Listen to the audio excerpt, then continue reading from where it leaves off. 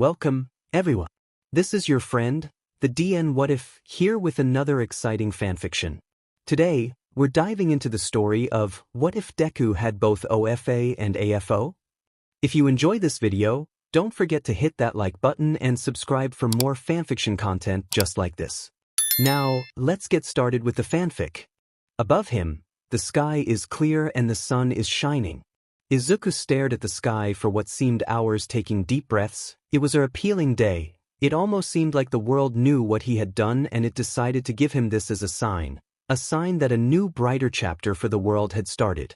Izuku was exhausted, his body feeling like a bag of rocks after the fight, and really he kind of deserved it. More than half of the fight was him going feral with One for All and its other quirks. But he had to do it. If he stopped and thinked for even a second, he would have died. A laugh came from beside him, from the other person left in the destroyed battlefield that used to be a city. All for One, or rather, Hisashi Midoriya, let out a tired laugh as he laid on the ground next to Izuku, his son. "What's so funny?" Izuku asked, giving his father, the world's greatest villain, a glare. "I'm just thinking of the irony of this whole thing. The quirk that I gave my brother, the only one that could defeat me, passed down to my only child who has defeated me. Quite the poetic ending, don't you think, Izuku?" Hisashi said with a smile. Izuku just rolled his eyes. The man next to him might have been just as tired as Izuku, but that wasn't the reason he was on the floor. The real reason was that he was dying. "You are dying and you are using your last moments to talk to your sworn enemy? Seriously?" Izuku asked, annoyed that his father couldn't die any faster. "You aren't my sworn enemy. Really, that title only goes to All Might. That annoying blonde was a thorn in my side far longer than any other user, so he gained that honor," FO said with the same calmness one would have when talking with a friend. "Am I your sworn enemy, son?" Hisashi asked. "Don't call me that," Izuku said. Getting called son by the man who had tried to kill him less than an hour ago made a chill go down his back. "But, no, you aren't. That one goes to Shigaraki. You are more like my fated rival or something like that." "Fated, huh? Guess you are right. If you didn't have the quirk you wouldn't have had to fight me, and I guess Shigaraki did annoy you a lot more than I did." Another laugh came from the man, his suit drenched in their blood as he slowly felt his heart begin to slow down. He didn't have long. If he focused the fleet-eye healing quirks he could probably hold on for a few more minutes, but his death was inevitable. He looked back to the young man with green hair. "What day is it?" The question surprised Izuku. Why did he want to know the date? Izuku was too tired to just say no, and really he also wondered what day it was too. Maybe he could make it a celebration, the day the greatest evil was defeated. Yeah, that sounded nice. He started thinking back. The war started close to a year ago, but the final battle started about 2 weeks ago and their fight lasted almost 2 days, both of them too stubborn to just lay down and die. So that would make today, it's July 15. Izuku was really seeing the irony of the situation. "Your birthday, correct?" his father said. "You remembered?" Izuku was genuinely surprised. The man that had been missing his entire life, the one he had always assumed never cared about him, remembered his birthday. "Why are you so surprised?" "You are my son. Of course I would remember," Ifo answered, and he had the guts to sound offended. "Well, you never called, visited, or even sent any presents, so it's not hard to assume that you didn't care about me and Mom," Izuku shot back. Silence fell between them. For a moment he thought that the old man had finally died, but it seemed like still had a few more minutes of torture to go through. "Izuku, I always cared about you and your mother." Izuku blinked in surprise hearing what his father said. "The reason I left was because I left to fight All Might. I wanted to end it all there, not just the annoying lineage my brother had made but also my life as a villain. After that I just wanted to come back home and have a normal life. Sadly, things didn't go as planned." Izuku stayed silent in shock. He couldn't tell if he was lying or not. The sadness in his voice sounded genuine. "That blonde BSD one and I lost my face. I couldn't go back to you like that, so I ran away. I feared that if I went back I could be putting you and your mother in danger, and that brought out my hate for that man. Because of what he did to me I couldn't go back to you and your mother. I had lost everything I held dear to me again, but I never stopped caring about the both of you." Izuku gulped. He never thought about this, but his father's words caused a bit of curiosity to bloom inside of him. "If things had gone in your favor, what was the plan?" AFO didn't hesitate in answering. I would have taken one for all back, killed all might and fake my own death, make the fight look like a tie, go back to you and your mother and just rest. Those last words were said with the exhaustion that only a man that has lived for thousands of years could understand. Silence once again fell between the two, Izuku taking in the words, the confession his father gave him and the many mixed feelings that came with it. He hated this man. He was the cause of so many deaths, including the people he cared about, his friends, teachers. All of them died just to give him the chance to fight. So many died for just one simple win. But after hearing this, deep inside of him, he felt happy to hear that his father cared about him, that not being with them affected him just as much as it did to them. He felt angry that it was now that he was saying all of this, in their last moments together, that he didn't try harder to reach them. He felt sad that his father was dying. This one was the most confusing. He had felt sad, sometimes depressed when his friends died, but he couldn't understand why he felt sad for a man he barely knew. He didn't want to cry, but he was too damn tired to stop the tears. Son, I'm sorry for making this probably your worst birthday ever, AFO said. It was getting harder to breathe. He wasn't sure if it was because of his dying body or the guilt of his actions finally catching up to him. He wanted to do something, anything to make this day a little better for Izuku, because that's what parents do. They try to make their kids feel better, but how could he? Maybe that. Izuku, if you could, would you want to see your friends again? He asked. What kind of question is that? Izuku asked back, confused as to where this was going. Just humor your old man in his last moments, would you? Izuku rolled his eyes, but he couldn't help the sad smile that formed in his face, remembering the fun times he had with his friends as he closed his eyes, back when everything was fine, when they were just students and not child soldiers. Yeah, I would love to see them again. Izuku couldn't see it, but from the tips of the dying man's fingers, a small black and red tentacle formed and slowly made its way towards the green-haired boy, too deep in his own memories to notice the danger. Son, Hisashi said, making Izuku open his eyes just enough to see the tentacle pierce his chest, stabbing him right in the heart. Soon after came a wave of electricity that ran through his entire body. He screamed as excruciating pain clouded his own mind, his body spasming, his blood boiling him from the inside, and yet somehow, he heard his father's voice loud and clear, "Happy birthday." Then, his world went dark. Izuku's body felt sore. Not as heavy as before, but he is tired and there's a strange ringing in his ear. He moves, feeling the cold asphalt beneath him, the soft material from his suit not there anymore and instead replaced by something a lot more loose. When the ringing finally stops, letting the sounds from the world come back to him, he focuses on the voices around him. So happy to see you again, little brother, isn't this the best? All the family is here. Back off, you old bee. Why won't you die? Come on, Shimura, that's no way to treat your guest. What happened to your manners? Can we please try to focus on the situation at hand and then try to kill him later?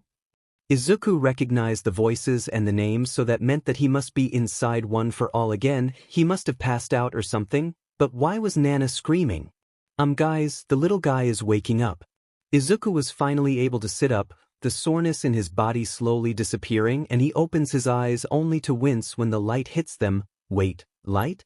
Izuku takes a moment to let his eyes focus, only to discover that he isn't inside One for All unless they changed it and made it look like a dirty alley. He looked around, his eyes falling on the ghostly figures of the past users around him. They seemed to freeze when they realized that he was looking at them and not through them.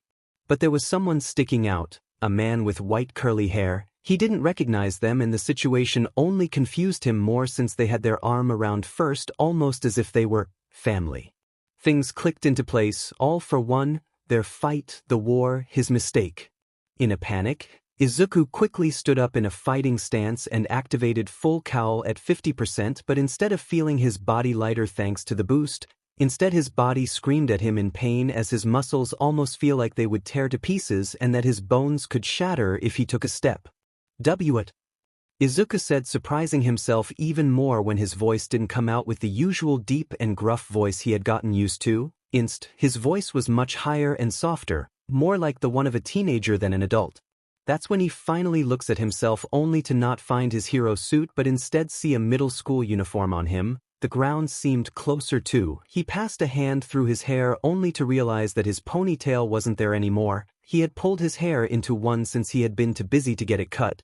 This also made him look at his own hands and see that they weren't littered in scars and they were much smaller than normal. The only thing he could recognize from his outfit were his signature red shoes on his feet.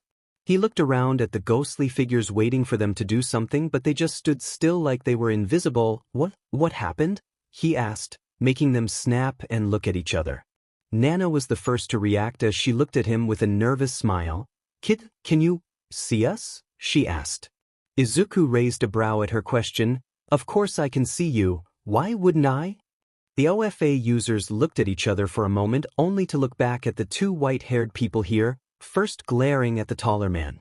First was glaring at all for one, Hisashi, his father. "What is he doing here?" Izuku asked, looking at Hisashi with a glare of confusion and anger. "You wound me, son. Is it wrong for a father to want to spend time with his kid?" he said with a smile on his face which only helped in annoying Izuku further. "Tells us what you did, UBSUD. Where are we and why does Izuku look like that?" Nana asked, but anyone could hear the anger in her words, glaring at AFO, who was still smiling and holding first, who kept trying his best to try and get out of his grasp but found that he was too weak to push their arm off him. "All I did was give my son his birthday gift and my apology gift too," he answered, waving his hand in the air like nothing of this was a big deal.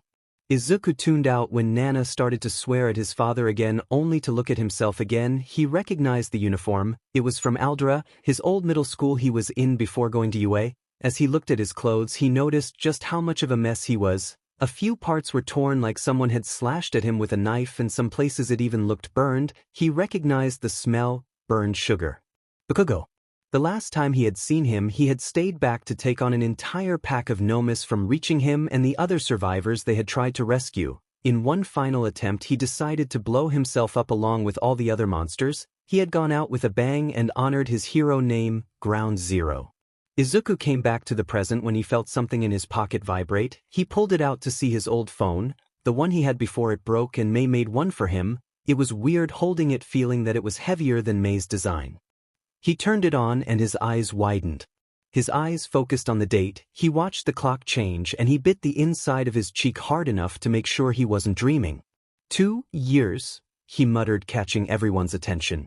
"It's 2 years before I met All Might," Izuku said, looking wide-eyed at his father. Above him, the sky is clear and the sun is shining. Izuku could only stare in shock at the ghostly figures in front of him. 2 years. He had been sent back in time 2 years before he met All Might. 2 years before he got into UA. 2 years before he got One for All. "What the hell did you do?" Nana asked, her focus back on Hisashi as he just smiled. "Like I said, it's my birthday gift to my son," he answered, only confusing the others and making Nana angrier. But how? Is this an illusion or a dream? What did you do to me?" Izuku asked, waiting for a proper answer from the culprit. "Son, I know you are smarter than this. You've already figured out the answer, haven't you? You just don't want to accept it," his father said, finally letting go of his little brother, who quickly moved away from him. He was right. He knew, but the answer was just too imposable. But how? There have never been any records of any quirk that could mess with time, even more one that could send someone 4 years into the past. He was right. He didn't want to accept it because it was just impossible. A quirk like that would never go unnoticed by either the villains or the heroes.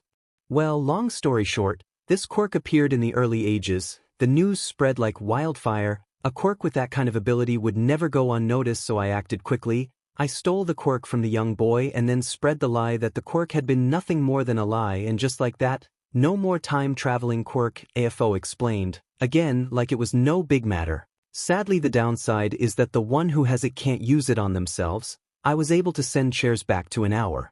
But if I couldn't use it on myself to fix a mistake I made, then I saw it as useless, so I stopped using it and then forgot I even had it until the end of our fight.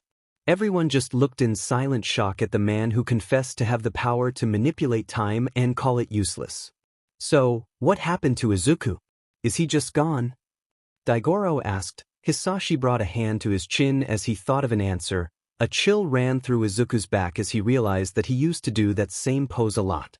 It's hard to say. I never dare try messing with that part of the quirk since I didn't want to cause some kind of time anomaly, but if I had to guess, we have two possibilities. Hisashi raised two fingers as everyone watched him. The first possibility is that when I sent Izuku back, I created a parallel timeline to ours, meaning that our original timeline is still progressing just without him. The second option is that I sent back Izuku in the same timeline, but thanks to the different actions that have already been made, the future we know has been erased and a new one has been made.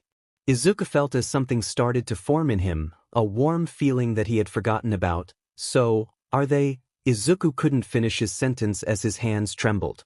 His father just nodded. Tears wasted no time to start pouring down his face, not from sadness but from happiness. His friends were alive, he could see them again. Wet laughs came spilling out from his throat as relief washed through his body. He could save them. He had another chance to stop their sacrifices. His knees finally gave up on him as he crumbled to the ground once again, feeling as if the weight of the world had finally been taken off his shoulders. Now that I think about it, didn't you mention something about an apology gift? Fourth asked, letting Izuku catch his breath. Yes, I had almost forgotten about it. But I don't need to explain that one. You can easily tell yourselves, can't you? The familiar dark smile appeared on Hisashi's face, causing everyone to freeze. Izuku, who had managed to stand back up again, looked at himself once more. He looked normal as being in your younger body gets, but aside from that nothing looks off, so maybe. Izuku closed his eyes, focusing on One for All. He felt it react as the energy flowed through his body just like his own blood did, but something felt off. He focused again, trying to figure out what it was. It almost felt as if something had latched itself with. Izuku opened his eyes in shock as he fell to the ground again, holding his head in his hands as it throbbed with pain because of the information flooding to it. Energy had shot through him all at once, too different, too strong. He looked at his father, who had a smile still on his face. He looked pleased with himself. First marched forward and grabbed his brother's shirt and brought his face down to his level, a murderous glint in his eyes. Why does he have your quirk? First demanded. Hisashi just laughed. I knew that killing the people who he cared about would be something unforgivable, so I started thinking on something to try and make up for it. I couldn't bring them back to life, and I doubt he would have like normal versions of them as his underlings, so I thought that if in our fight he proved to be worthy, I would give him my own power, just like you, brother. First pushed him back, anger clear in his face, and screamed, I am not like you. Hisashi laughed, the smile never disappearing. How I have missed those tantrums of yours. I sure am glad that we are all back together. The mood did not fit the smile he wore, the hatred pouring out of Nana and First, how every other user tried to stay away from him, and even Izuku, whose emotions have yet to settle after the roller coaster that he went through. Midoriya looked back up to his father, who now had curiosity gleaming in his eyes. Now that you know the power you hold and the new chance that you have been given, what is it that you will do? Hisashi waited for an answer. His little brother's quirk was strong by itself, but now that it had his own, added with all of the quirks he had become a one-man army. He was in a whole other level that no one would ever be able to reach but him. This kind of power would allow someone to not only conquer a nation but the entire world itself, and he wondered, what would the child of the greatest evil, the successor of the symbol of peace, do with it? Izuku looked at his trembling hand. He could feel them now. The thousands of quirks that now lived inside of him, their power could be his with only a thought. He closed his fist as a flame inside of him roared to life. He looked once more at his father, determination clear in his eyes. He had a mission and he was going to accomplish it, and all this man did was give him the tools necessary for it. Izuku stood up once more, this time his legs not shaking in the slightest as he looked forward. I'm going to save my friends and stop you for good. All for One could only let out a laugh at his son's answer. What was it that Kazuya used to call him? He was too stubborn for his own good. Then I hope you give me a good show. Midoriya smiled and took his first steps into his second try at his life. Behind him, the other users behind him every step of the way, and his father walking beside him looking at the world around them. But first things first, he needed a plan of action. All right, we are doing this, right? Third asked. Izuku had now been standing for 5 minutes in front of the door to his and his mother's place. He didn't know why, but he was really nervous to see his mother again. How long was the last time he visited her? A lot of stuff had happened in his life, from staying at the UA dorms, training and getting dragged into a war had really taken most of his time, so he had no chance to go and see his mother again. In a strange surprise, Izuku wasn't the only one nervous about opening the door. During the walk, his father had tried multiple times to strike up conversation, even if the best he got was a lot of angry answers from Nana, but the closer they got, the quieter he became until finally, he stood quietly looking at the door. Izuku took a deep breath in and unlocked the door with his keys. The small cozy apartment immediately brought back memories to Izuku, the times him and his mother sat together at the table and talked about their day, when they would cook meals together or when she would listen to him rambling about the latest hero news. Izuku, welcome back. How was your crying? Izuku, did something happen? Only until his mother pointed it out when she came to greet him did he realize that she was right. Tears had somehow already formed in his eyes and even began rolling down his face without him even noticing. The refreshing atmosphere, the feeling of warmth from seeing his mother, it all was enough to finally break down the wall he tried to put up for so long. He tried wiping away the tears, but more just kept falling down, but it didn't matter to him. He smiled at his mother. Sorry, Mom. Everything is fine, I'm just really happy to see you. These words made Inko smile, and making a few small tears form in her eyes, she hugged her son and Izuku gladly accepted the warm hug. The other users smiled at the scene but decided to give the mother and son privacy by leaving to another room. First turned back to look at his older brother, who stayed in his place looking at his own family. In his face rested a small tired smile, but the look in his eyes was a faraway one, the same look of someone remembering an event of a long time ago. But what called his attention was the trembling hand beside him. He looked like he wanted to move but couldn't bring himself to do it. He turned around and left, his own hands slightly shaking. By the time the mother and son duo had finally stopped crying, more than a few tears had been shed on each other's clothes, but they easily went back to their usual routine. Izuku helping with their meal and surprising his mother. Since the last time he helped, he still needed her guidance, but it almost looked like he had been doing this for his entire life. Izuku could only smile at the compliment as he looked at the pot, the smell bringing memories of the times he cooked meals with his friends. A nice warm meal with your loved ones is more than enough to fill your stomach and refill your spirits. The dinner was like any other family would have. Questions like, how was your day? Was there something good in the news? Questions like these were thrown around, but even so, for Izuku, who spent his days fighting, for him who watched both friends and teacher fall in front of him, this was a moment that was a special treasure for him. When Izuku got to his room, the other users were already waiting for him. He cringed a little when he saw just how much All Might memorabilia there was. Alright, so what are you going to do? Asked Nana as she sat on his bed. Izuku raised a hand to his chin as he started to think. As much as he would like to just go to the League's hideout and beat their buttes into next Monday, with his body in the state it was in and with the new variable of all for one thrown into the mix, it would be too dangerous to try it, so the first thing he should do is, I need to get back to how I was before. Right now I don't even think I can use full cowl without crippling myself, so the best place to start would be with my training. Izuku had to accept that his body right now was as good as a wet noodle. If I may ask, why not just use some of the strengthening quirks you now have to make your body suitable to use one for all? It would make things much more faster, his father said while looking at an empty space in the wall. All the All Might stuff made him really uncomfortable and angry. Izuku had thought about that idea, but it might be a good idea to get a quick start, but it would do us more harm in the future. I need to get my body used to this power again, and if I used quirks right now my training would probably not give the same results as it did before. They might even be worse. It was a high risk to try it, and high risks is not something Izuku wants right now, so he needed to take the safe route even if it was slower. Well, might as well, but after that what are you going to do? By checking your memories I can see that it only took you a few months to clean it. Are you going to use the remaining time to just train? Asked his father. Izuku just shook his head. Training for 2 years could be a good idea, but for this it would just be stupid since he would have a lot more freedom in UA than he does now, so it would be better to give it his all then, but for now he has a plan. I hate to say it, but I'm going to take a page out of Shigaraki's book. Izuku sat down, grabbed one of his empty notebooks and a pencil and began to write.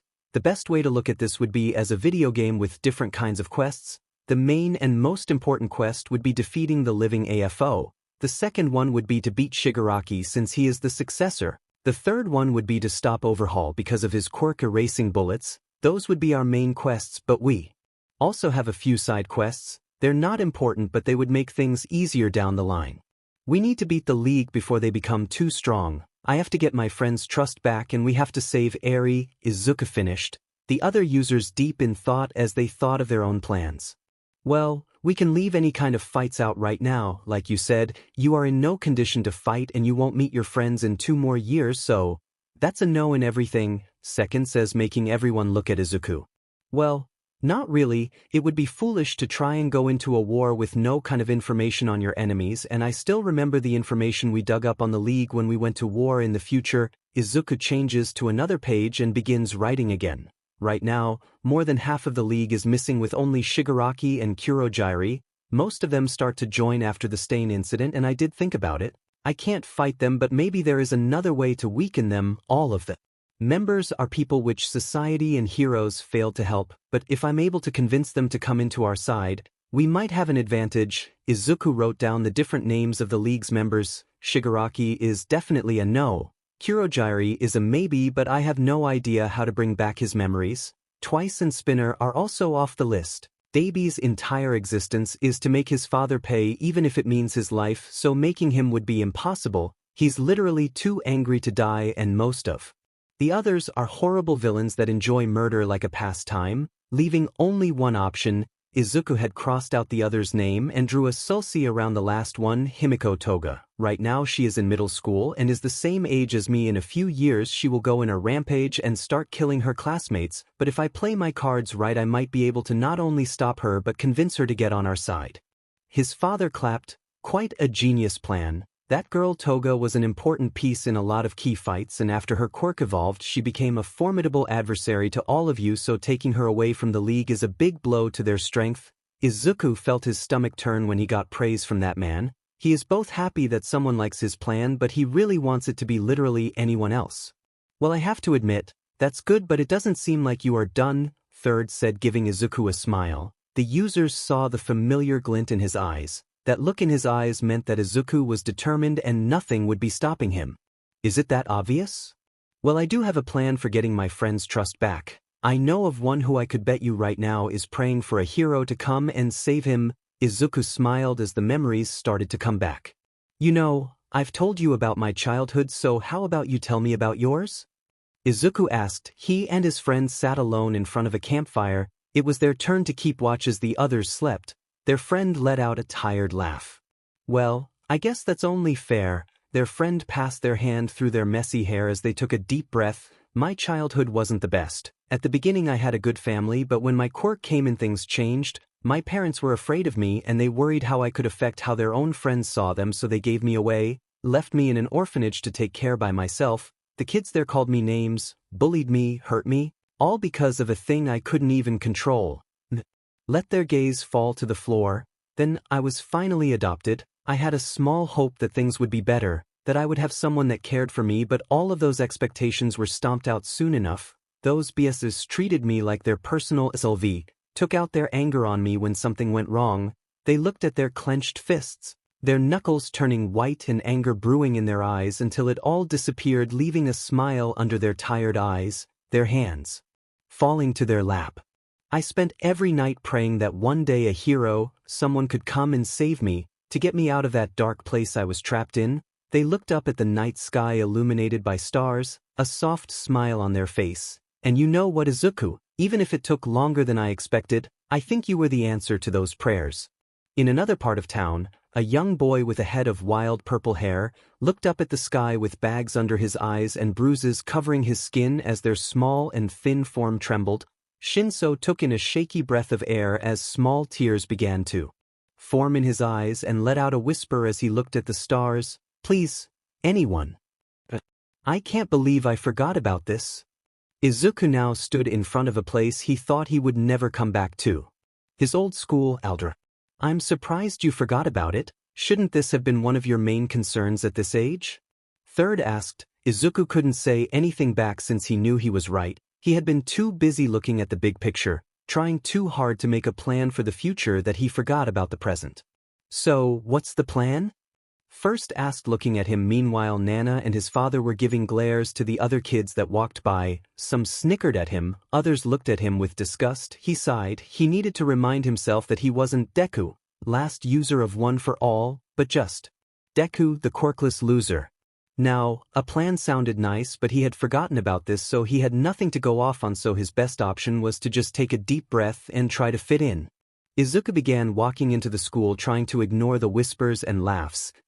Other users quickly followed after him. The only one who stayed at the entrance of the school was Hisashi. He looked in surprise at how easily his son, the one who took him, the greatest villain, down, put on a mask of a frail and scared child with such ease. He had a vague idea of what his son had gone through since he had gotten pieces of his memories when he gave him his quirk, but since the transition was forced, he didn't have the ability to just see his memories like the other vestiges. But with this, the laughs, the whispers, the looks, he could easily figure it all out. In his time away from them, Inko regularly called him. Sometimes he answered and others he couldn't. It depended on his schedule of stealing quirks and plotting All Might's demise.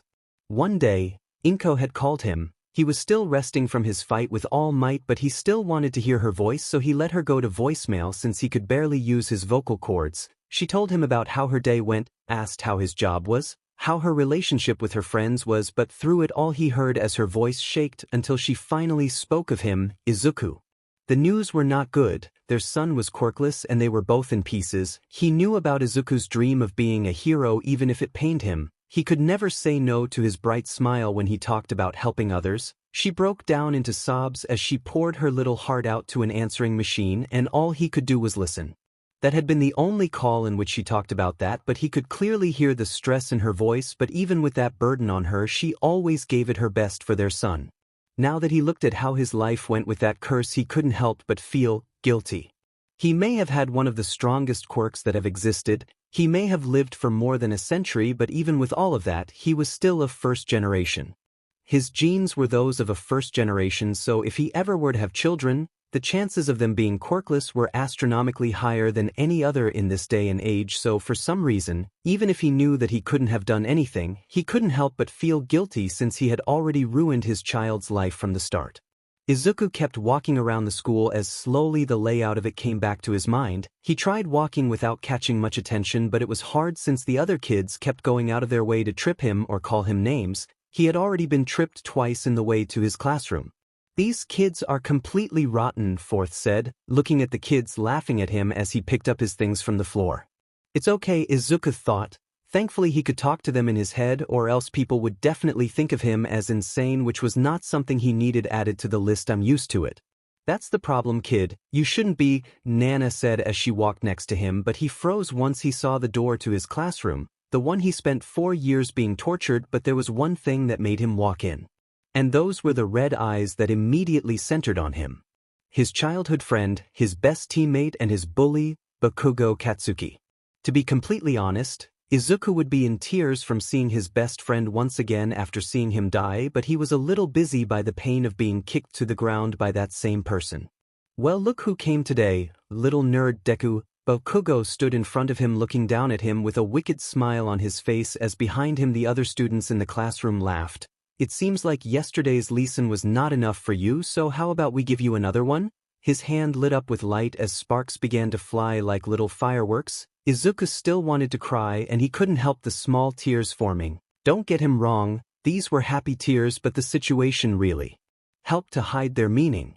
Everyone stopped when the teacher walked in and looked at the students. When he looked at Izuku, instead of tired, they just looked annoyed, and they only let out a sigh as they put their papers on their desk. "Izuku, please don't annoy Bakugo so early in the morning," the teacher said, placing the entire fault on him. Slowly the students got to their seats, including Bakugo, who gave Izuku one last look which quickly gave the message that this would continue.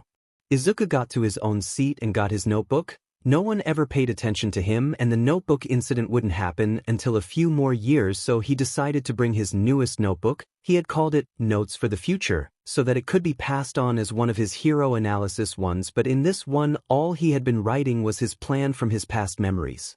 "I can't believe the teacher just ignored you like that. Isn't their job supposed to help their students?" His father said with anger and confusion as he glared at the teacher. Fourth scoffed. That would be the case, but with Izuku having the label of quirkless, even the teachers think of him as worthless, and with the strongest kid in the class hating his guts, the other students have no other choice but side with him and ignore him or join in. Izuku frowned. It was true that most of the other kids ignored it when he was beaten down or joined in when they had the chance, but they were just scared. They were scared of being targeted if they were kind to him, so they chose the safe option. Izuku focused back into his notebook where his notes they were divided into two, the section based around Shinso and the other one based around Toga. He had been thinking about the best way to approach both of them, and he found that the best way to approach the blonde would be when she left school, and for the hypnotist, that one had become a little more complicated, but if he played his cards right, he should be able to gain his trust quickly.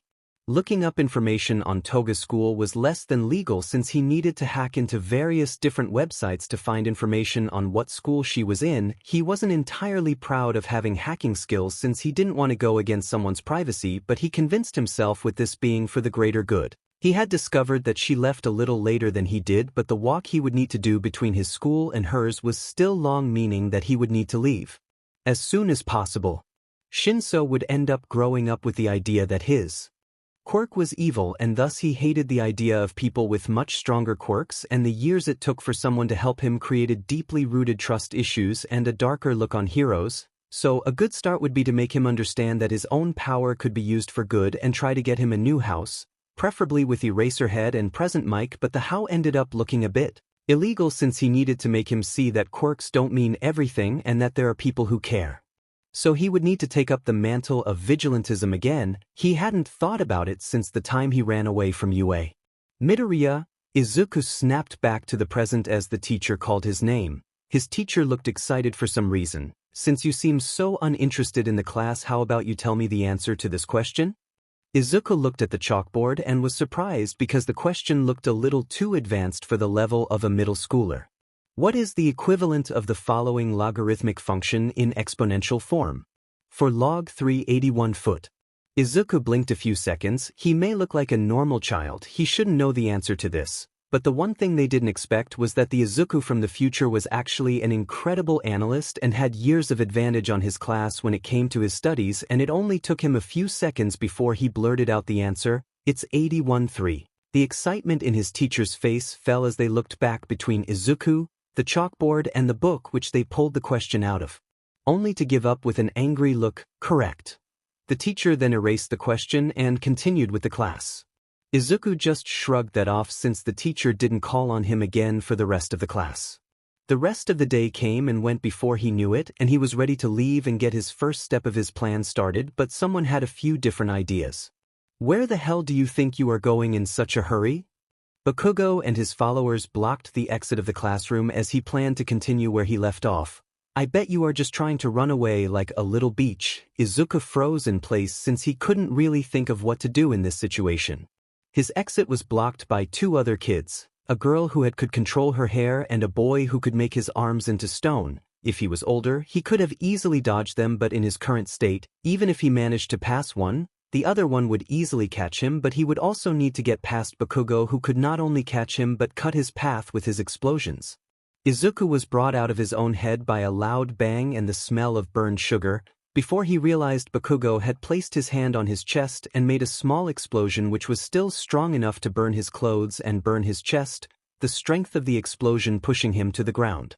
He was stunned for a moment as he tried to breathe, but quickly he noticed that something was wrong. The pain was quickly fading away faster than normal, and his own body felt like it was charged with electricity, almost like when he uses One for All.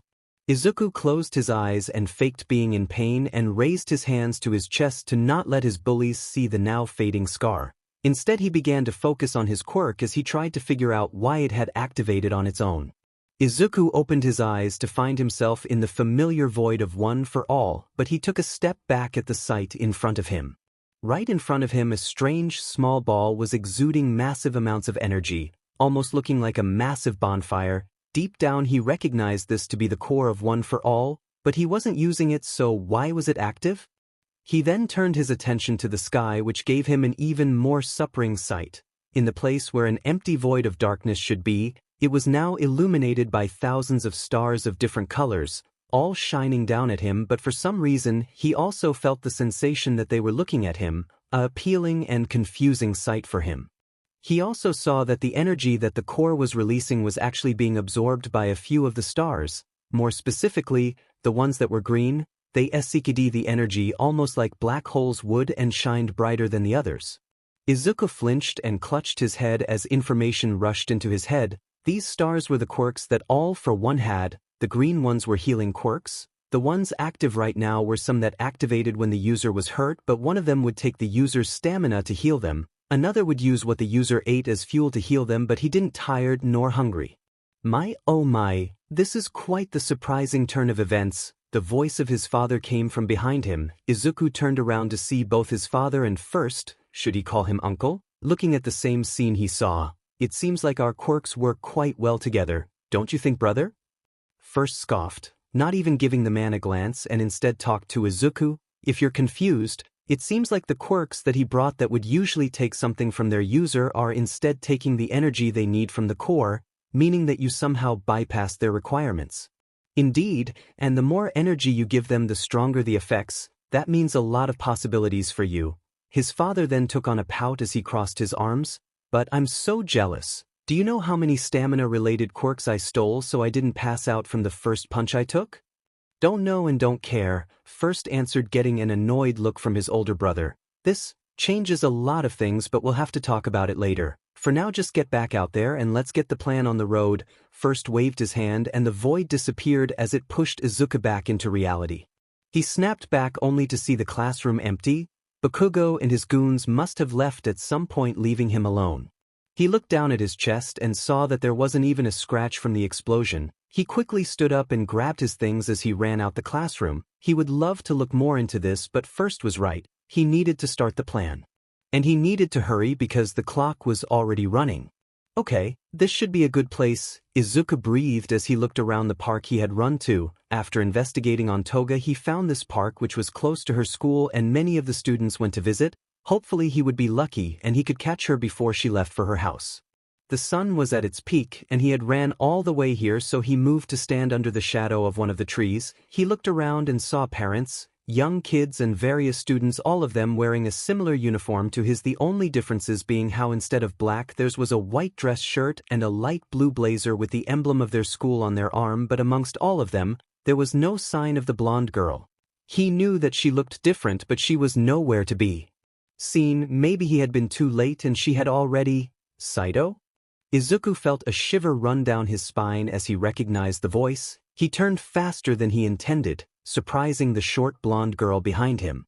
He had already seen her picture, but seeing her in person somehow made it seem more real just how different she was from the killer that he knew. She was much shorter than before, her familiar messy buns were gone, leaving her straight blonde hair to reach her shoulders. She wore a white dress shirt under a black vest and the same light blue blazer as her classmates. The only thing that told him it was Toga was her golden yellow-colored eyes and thin slits.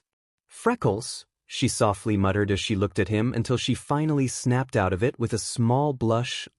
Sorry, I thought you were someone from my class. It's just that both of you have fluffy hair, but he doesn't have freckles, and in the shadows I thought your hair was black like his and I dash. Toga suddenly stopped her rambling when Izuku let out a laugh. Sorry, it's just that the way you started panicking was really funny. I'm not that Saito guy, but my name is Izuku Midoriya. Nice to meet you. Izuku smiled and stretched out his hand to her. In reality, the smile and laugh were all fake, since his body was telling him to try and run or fight the girl in front of him before she could get any kind of sharp object in her hands. He still remembered just how dangerous Toga from his timeline was. Toga blinked a few times before she smiled and shook Izuku's hand. I'm Himiko Toga. Pleasure to meet you. What are you doing here? Do you live close? She innocently asked. He just couldn't tell her that he was here because of her, so he thought up a lie.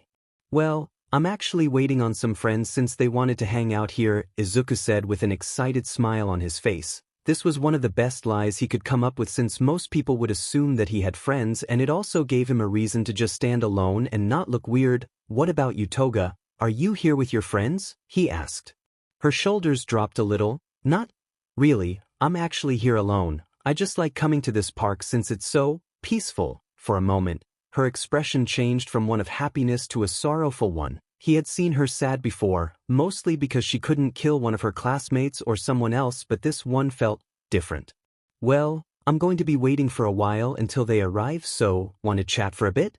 Izuku asked, which seemed to raise Toga's mood as she gave him a bright smile. The two of them talked for a while under the tree. Izuku learned a bit more about the girl. She really was different at the one he knew. She was friends with her entire class and had good grades, but for some reason the topic of quirks was always avoided, not by him, but she always seemed to change the conversation when it went near it. Another weird thing is that she didn't talk about her family. She mentioned in passing that she had an older sister, but not once did she ever talk about her parents. It was strange, but for some reason, maybe it was because he knew the future Toga, the way she acted almost seemed forced. The sound of chimes interrupted made their conversation come to a halt, and even weirder was when Toga took her phone out and checked something, and panic flickered on her face before quickly disappearing. If it had been anyone but Izuku, they might have missed it completely. Sorry Izuku, but I have to go, but it was really nice talking to you. Oh, that's okay. I enjoyed talking to you too. Would it be okay if we talked again another time? Izuku said. Toga stopped and looked conflicted, but only for a second as she smiled at him, but this one felt just a little less fake. I'd love to. Toga and Izuku exchanged numbers so that they could keep in contact. He waved at the blonde girl as she walked away, and when she finally disappeared after taking a turn, he let out a sigh. That was a lot more stressful than I expected. Izuku turned from the park and kept walking until he found an empty dark alley that he thought of as good enough. You handled it very well back then. For a second it seemed like you were going to punch her, Forth said, and the worst thing is that he wasn't wrong. It was just my instincts acting up, and after more than a few years of her trying to kill me, seeing her act so friendly made me feel weird. Izuku shuddered as he remembered the strangely normal conversation they had, but then he remembers, did any of you notice anything weird on how she acted? Apart from her not being a serial killer, nothing really. She was just a normal middle school girl, Third said. And that's exactly what's wrong, First said, catching everyone's attention. One doesn't just start killing out of nowhere. They need a reason, something that triggers something inside of them, like a kind of accident that makes them turn to villainy. Hisashi just shook his head. Little brother, I don't think your knowledge in comic book heroes is going to help us solve this case. So if you could just leave it to the adults, that would be very kind of you. Before First could answer, Nana spoke. No, he's got a point. Many villains I fought back in my day had some kind of reason, be it money, revenge, a grudge, or simply because they enjoyed the thrill of it, but that's only a few of them who have a small goal like that. But the thing is, Toga looked fine. I still don't see why she would become a villain in the first place. Maybe something caused her to snap, Izuku began. Through the entire thing I had this strange feeling where she wasn't being honest, and it reminded of myself, always just being kind, smiling, and her expression looked similar to mine. Okay, that's a good theory, but what would have caused her to snap so suddenly? Fifth asked. Her time at school seems fine, so we can take it off the list. So you are saying that it's something outside of her school life, maybe her family? Sixth said. It was a good theory, but it couldn't just be restricted to her family. Maybe a group was messing with her and the stress finally brought her to insanity. There were too many possibilities, and he barely had any information on this version of Toga. The best thing to do now was wait and see if he could gain any more information from here, and if it came down to it, he could probably follow her home and see for himself.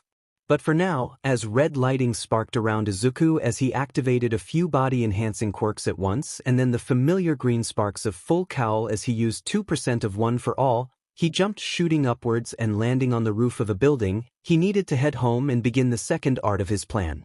Night soon fell on the city, the time Izuku had been waiting for. Now wearing a red hoodie to cover his hair, a black face mask that covered his freckles, weighted gloves, a pair of knee pads, and steel-toed black shoes that he had stolen from a few stores. He was wearing these clothes because they are the exact opposite of what Izuku Midoriya would wear, so like this he was trying to throw people off his tail by breaking his whole green dress code. He felt a little guilty, but he had no time to waste on trying to get gear, so this was the best choice. So far, what do you think of my quirk, son? That warping quirk made stealing those items much easier, and I told you that using those body-enhancing quirks to use one for all was a good idea, Hisashi proudly said. Izuku was still not used to having him around, and even less using the quirks he stole from others, but if he wanted to have a chance at changing his future, he would need to use every weapon in his arsenal. He concentrated as he felt a kind of list of the different quirks he possessed appear in his mind. He searched through it to find the ones he would need: Strength Enhancer 3 times, Healing Booster 4 times, Black Whip, Smokescreen. This should be a good combination of quirks, but maybe a few more amplifier quirks wouldn't be bad, so let's put OFA energy output at 30% to make them stronger. Izuku kept muttering as he prepared his quirks. The vestiges felt a shiver run down their spines as they finally saw a scary resemblance to his father, who looked proudly at his son. Red sparks surrounded Izuku as the quirks were filled with energy, the strength enhancers putting his body somewhere along the same place he was when he finished All Might's training, the healing quirks keeping his body from the stress of the sudden enhancement, and the other quirks from the vestiges. Izuku began his move as he jumped from building to building, getting closer to his target. His investigation on Shinso had to be a little more in-depth as he had to search for the family that had adopted him at this time and their residence. His approach would be different than one he gave to Toga. Visiting him at school was almost impossible as his school wasn't just far away but at the other side of town, so going from his school to then run to see Toga and then hurry to try and catch Shinso and go back home at an hour that didn't make his mother start thinking something was wrong would be an impossible task since he didn't have a teleporting quirk. The other reason as to approach him as a vigilante was to try and help him believe in people more than he did before. Shinso usually thought that everyone was out to get him because of his quirk, and that made him become bitter and lonely as he pushed everyone away. Both of them meeting in the sports festival was a kind of trigger for both of them. Shinso saw that his quirk wasn't a burden and that people did like him, and for Izuku it reminded him as to why he fought and remind him of his roots.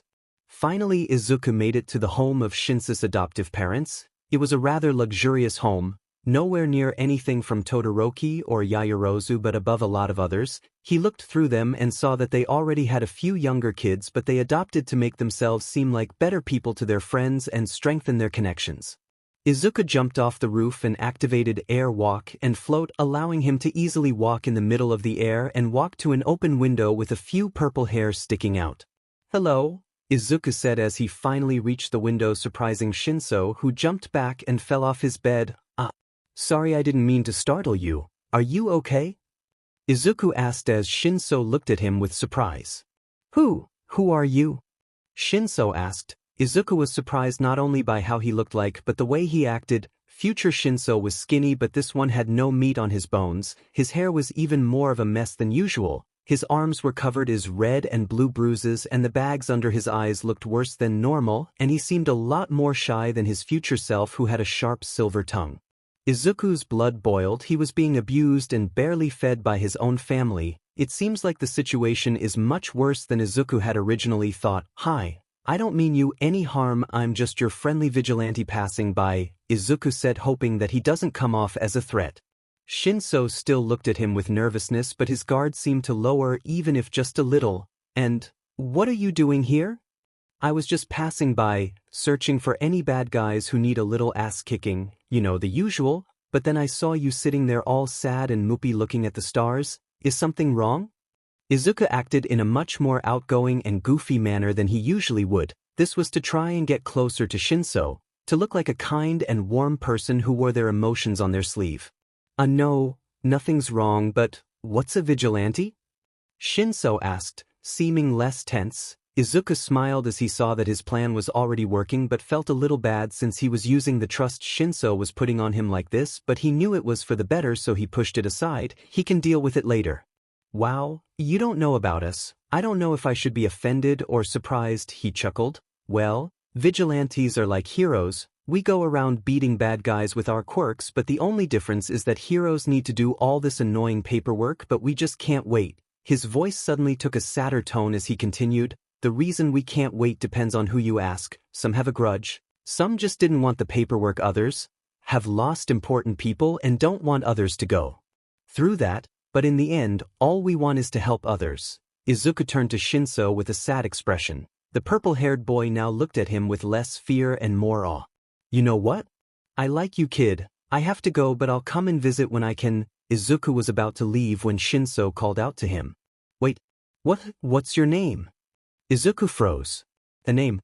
He hadn't thought about that. In his last life he had tried going nameless, He used the name Deku if things went badly, but he never gave the idea much thought. Even now he didn't care about it since he wouldn't be helping people too much as he would be looking for information, so he didn't expect himself to stand out too much. But it was only one person, how much would it hurt?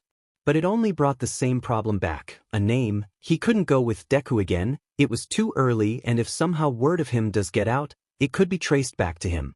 A new name would be better, maybe a nickname or something from his past life.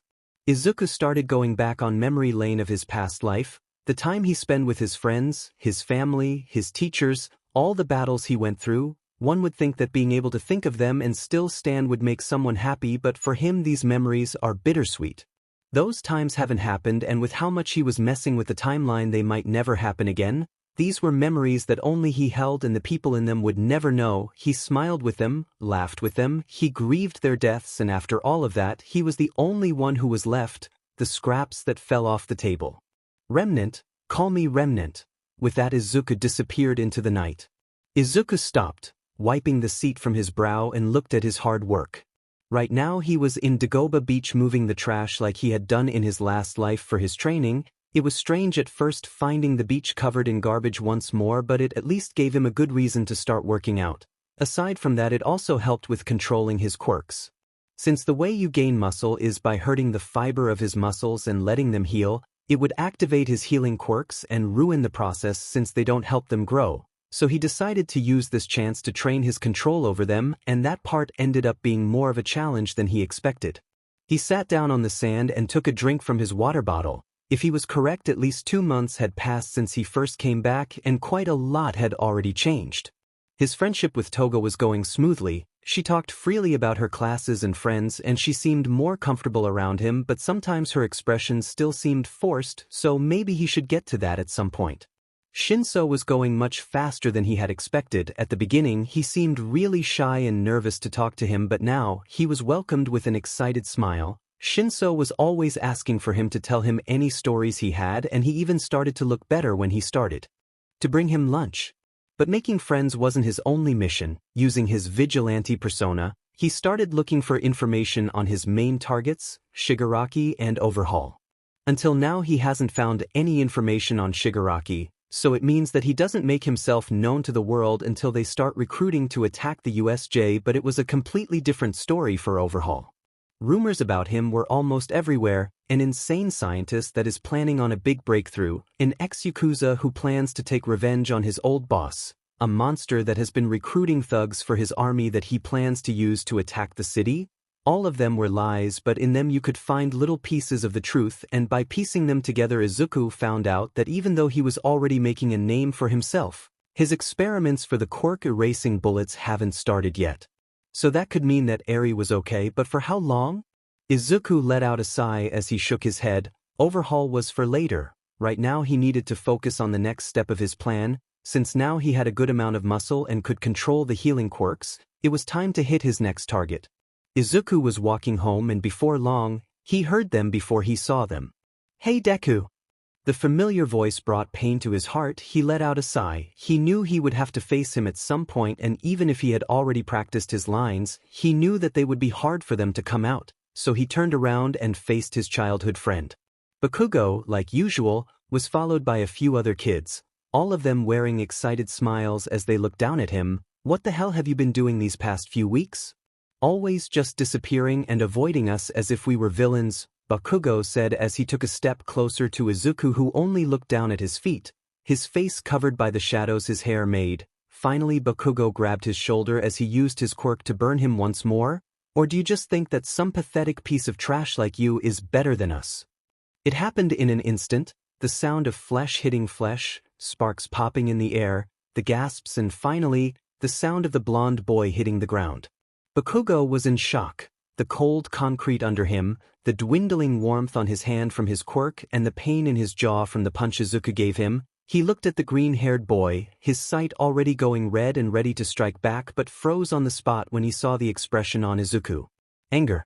Anger was an emotion that didn't come easy to him, and he knew that he had spent his entire life with him. Izuku was a kind boy that always wanted to help others, and even when bullied, he never said anything and treated everyone as friends. But right now, that boy was gone. Bakugo couldn't recognize the one that stood in front of him, his shoulder burning most likely to give him another scar, tears streaming down his face, a scowl on his face as his eyes seemed to shine a dangerous red, his bruised fist shaking in anger.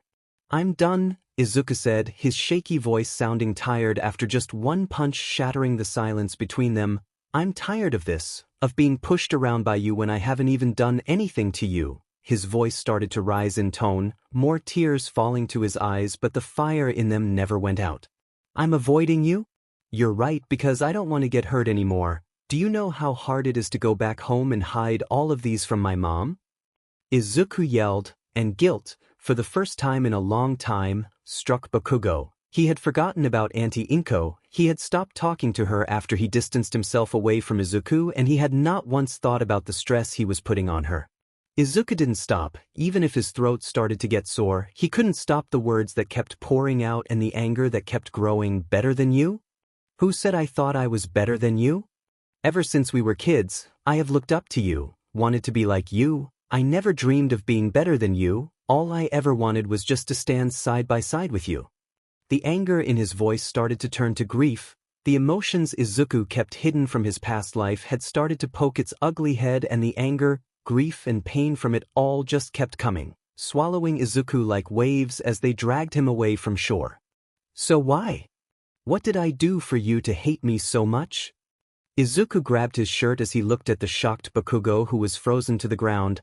"I don't want to ever see you again, Bakugo."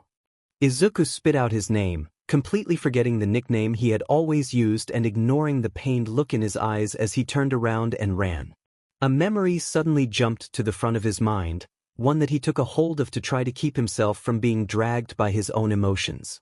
The boy stood in front of him, tears streaming down his face, a truly rare sight even for him, the cold air making a shiver run down his body as he listened to his breaking voice, his red eyes shaking from the emotions welling up inside him. "Why did I become the reason for All Might's end?" Izuku snapped from his anger, all of his energy drained as he finally heard the voices calling out to him. "Kid, can you hear us?" Nana said, holding his arms. It would do nothing to stop his movement, but for some reason he could feel warmth from where she held him and it was keeping him grounded. He looked around and saw that he was sitting down in an alley. He must have shut down after the intense wave of emotions. "Ugh, my head feels like it's going to be split in half. What happened?" Izuku said. The vestiges looked at each other in worry except for his father, who just stared at him with a serious expression.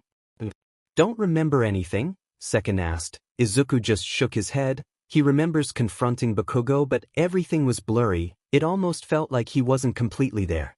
"Well, let's just say that things went a little south, but you definitely left an impact on him," Fourth said. Izuku just accepted it. He knew it wasn't going to be easy, so this really wasn't much of a surprise. He slowly stood back up using the wall to stable himself. Even if his legs were shaking, he forced himself to walk. He was going to take a nap when he got back home. Hisashi stayed in his spot as he watched his son slowly walk away, but he couldn't stop thinking about what they had seen back there. His younger brother stood next to him looking at him with anger. "What the hell was that?" he snarled. What they had seen was indeed not normal. The way his eyes turned red, the dangerous aura around him, and the never-ending whispers that came from it, those were something that he had hoped he wouldn't see in his son, but it seems that with the addition of his brother's quirk, they only became more noisy, some unwanted passengers. Night had fallen on the city and Izuku had gotten to work once more. He stretched his arms and his back as he finally moved from the ledge he had been sitting for more than a few hours. Izuku had a way of finding trouble, but he figured out that trouble finds him much easier, so he wasn't surprised by the group of thugs that walked into an alley he was watching. But he didn't act immediately. These kinds of people could easily let out secrets from the underground since they didn't know the importance of them, so they were a nice fountain of information. "What do you guys think about the news?" One began as they pulled out a pack of cigars from their pockets. Another scoffed. "Effing mad, that Stain guy always takes the spotlight when he comes to town and never leaves anything for the rest of us. He even got that stupid title as the hero killer, as if he was the only one to kill heroes." Izuku perked up at hearing the familiar name. He hadn't thought about Stain in a while. The third one let out a rough laugh.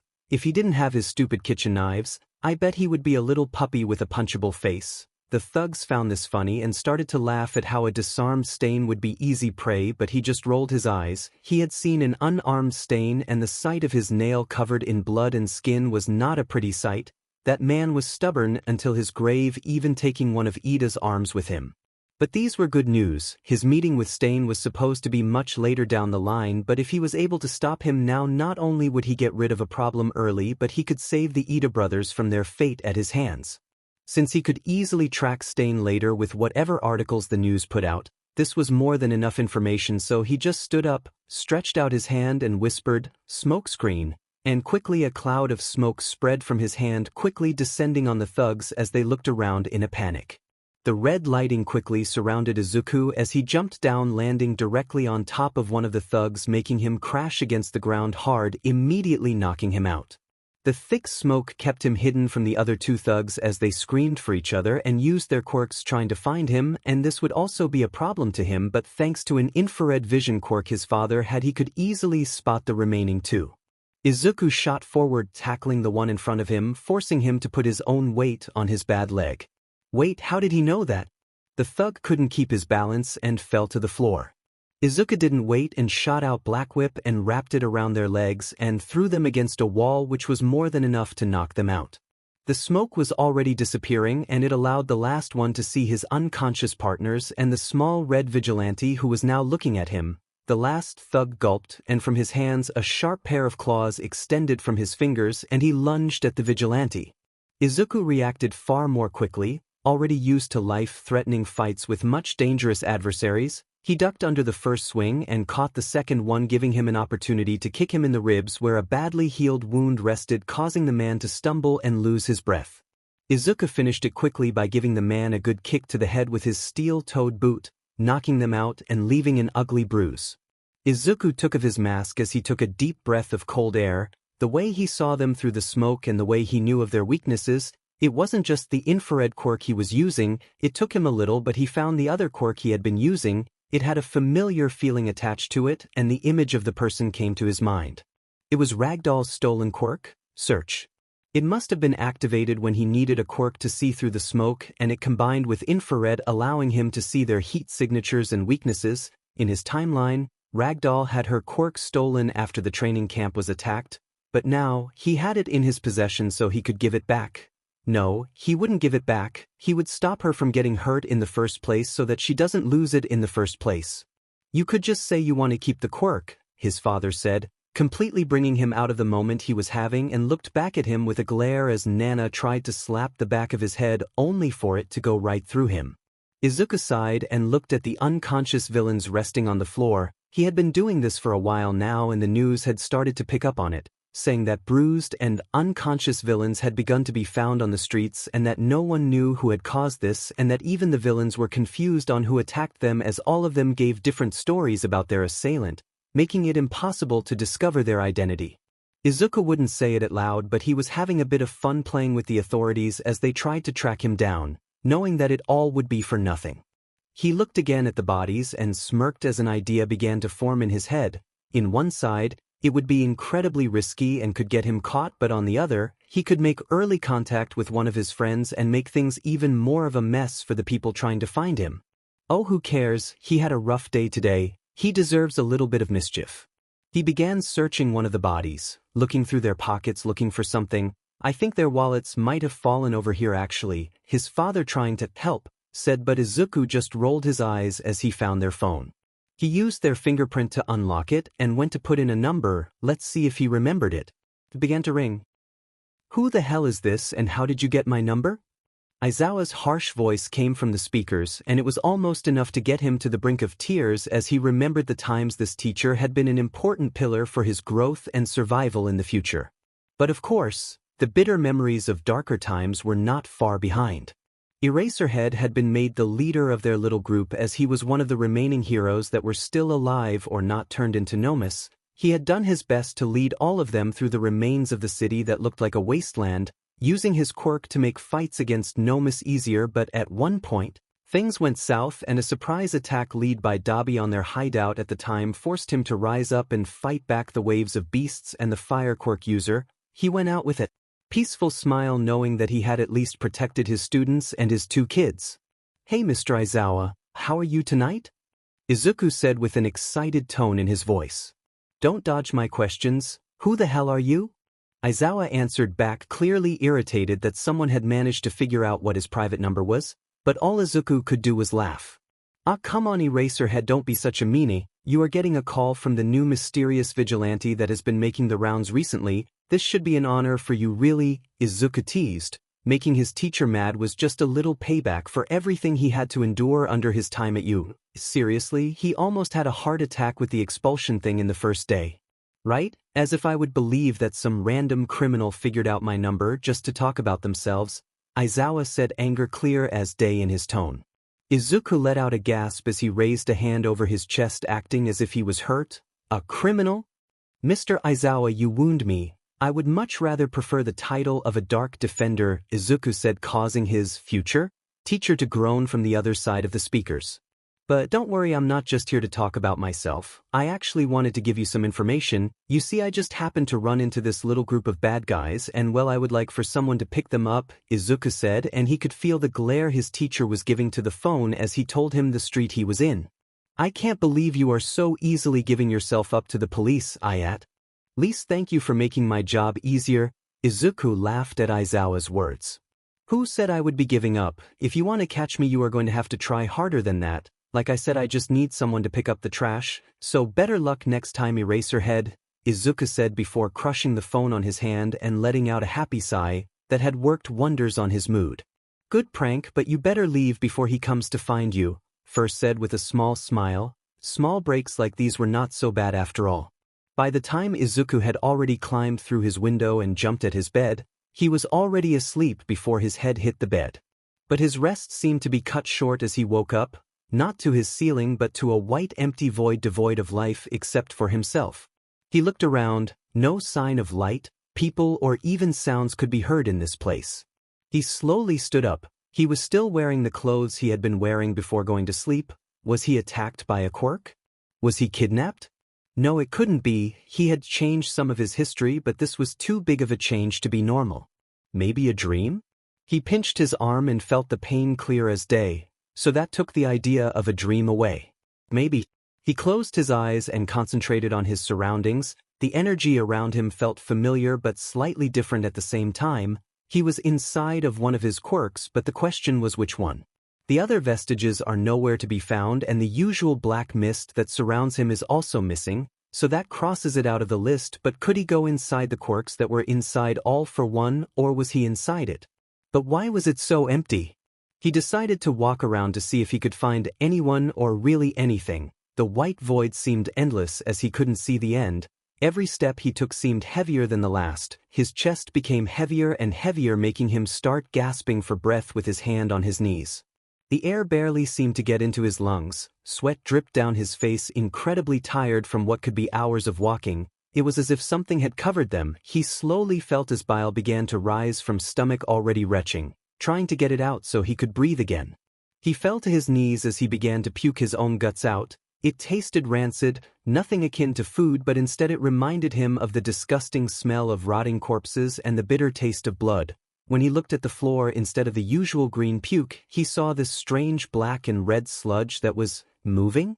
Almost as if in cue, another batch began to rise from his throat, filling his nose with the disgusting smell and tainting his mouth with the taste of blood. He could do nothing as more and more of it began to come out of his mouth, almost as if a river of the stuff had formed inside him. The sludge in front of him began to grow more and more around him as an endless waterfall of sludge kept pouring from his mouth, almost causing him to choke a few times. But what surprised him even more was that the sludge around him started to move even more, and in it, he could see the deformed faces of people.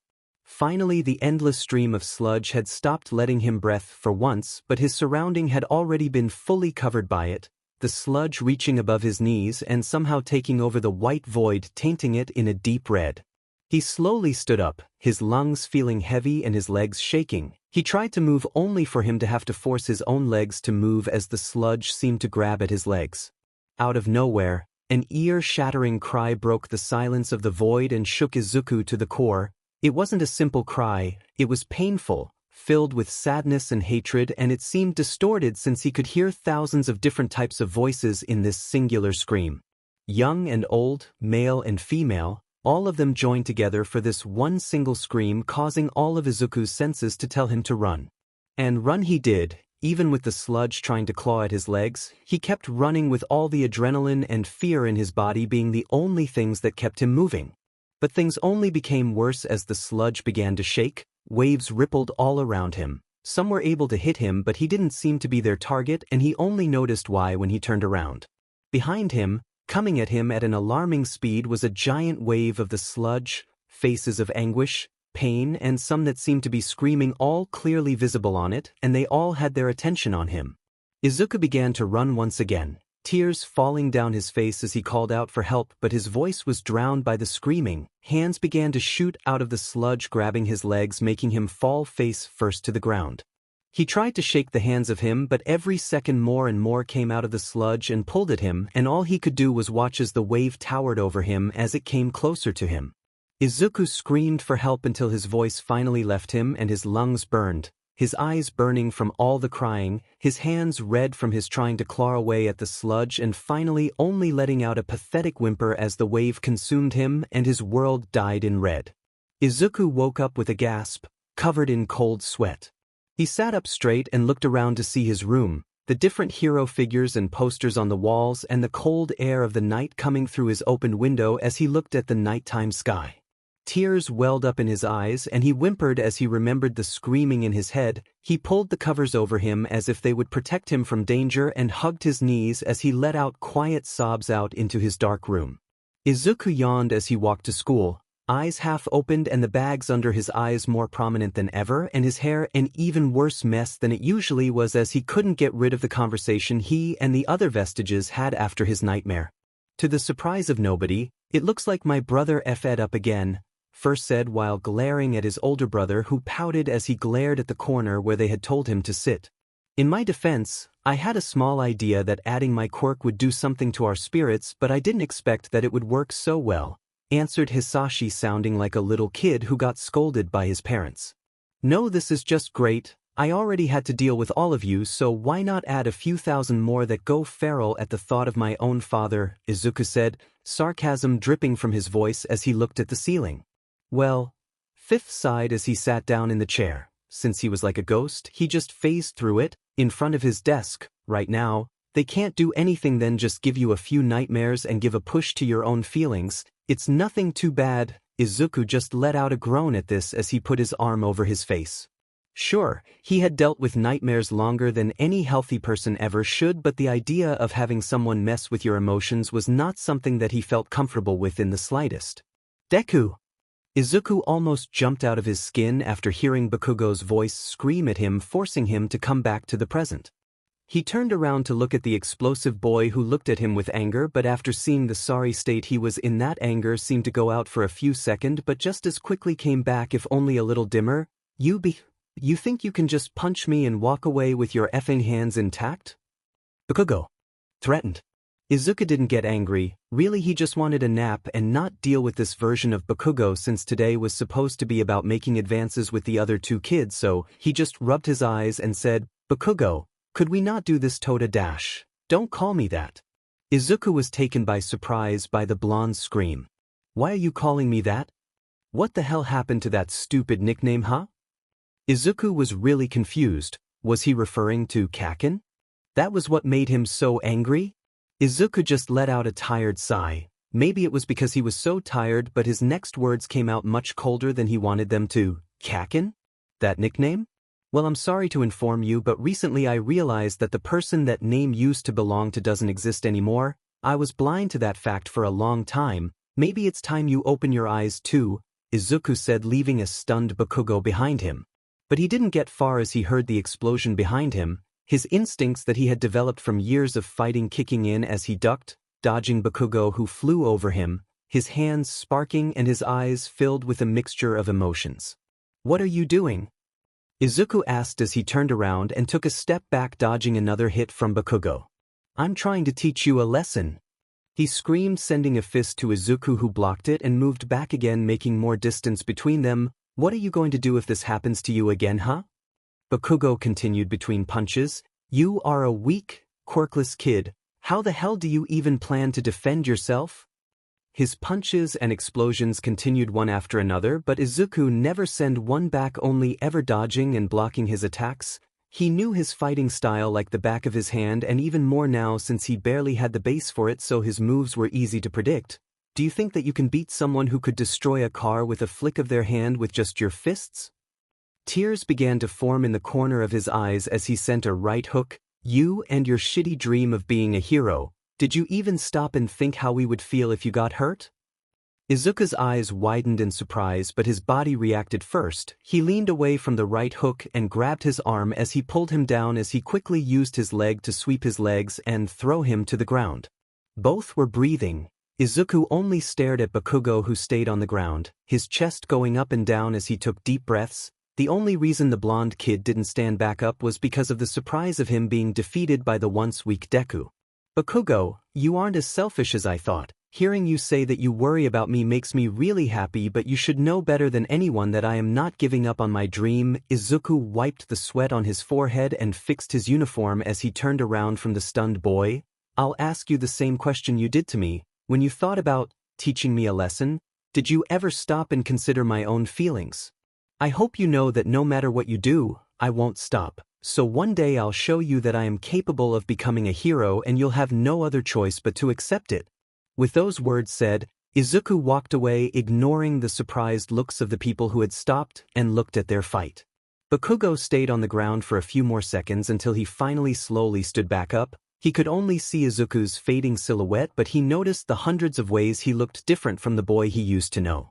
He was taller, the same height as him at this point. His eyes seemed harder, and if only a little dimmer. He filled his uniform better than before, and the way he carried himself was much different. He exudes this dangerous and confident aura around him that one would need to spend years to make.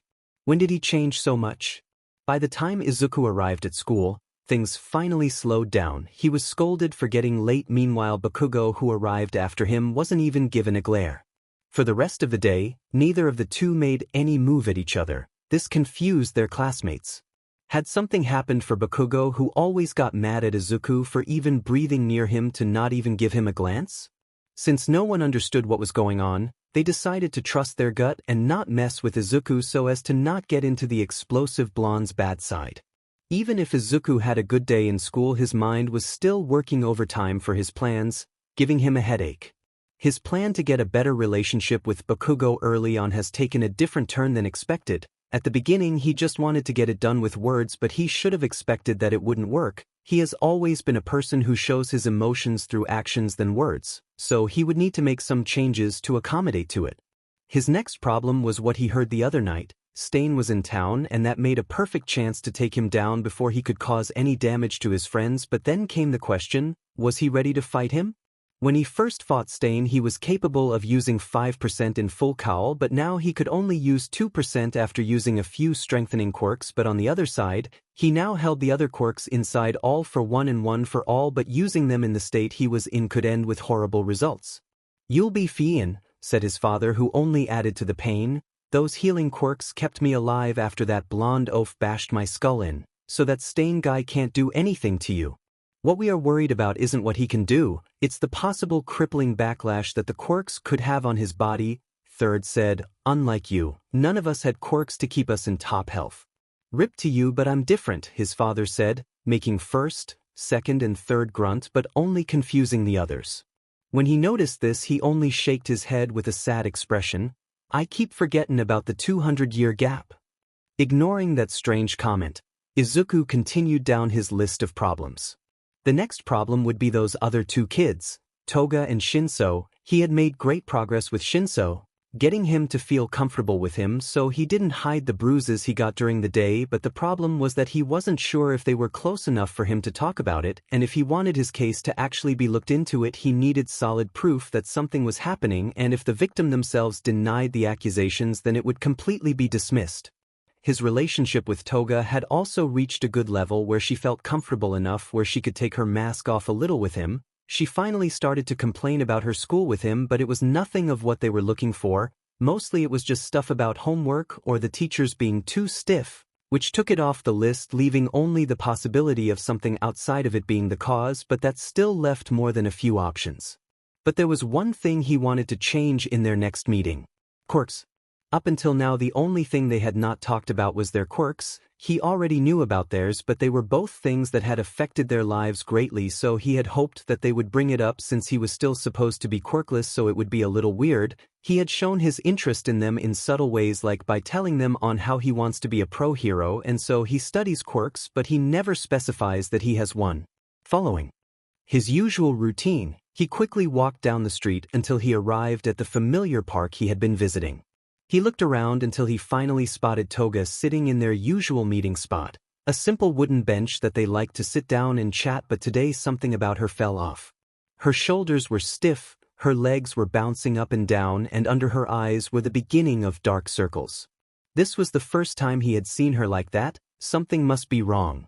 "Hey Toga," Izuku said as he walked next to her. She immediately sat up straight and looked at him with a surprised expression which quickly changed to relief with a sigh. He must have surprised her. "Hi Izuku," she said back, letting her fatigue show as she slumped in her seat. Izuku sat down next to her with a confused look on his face. "Is everything okay?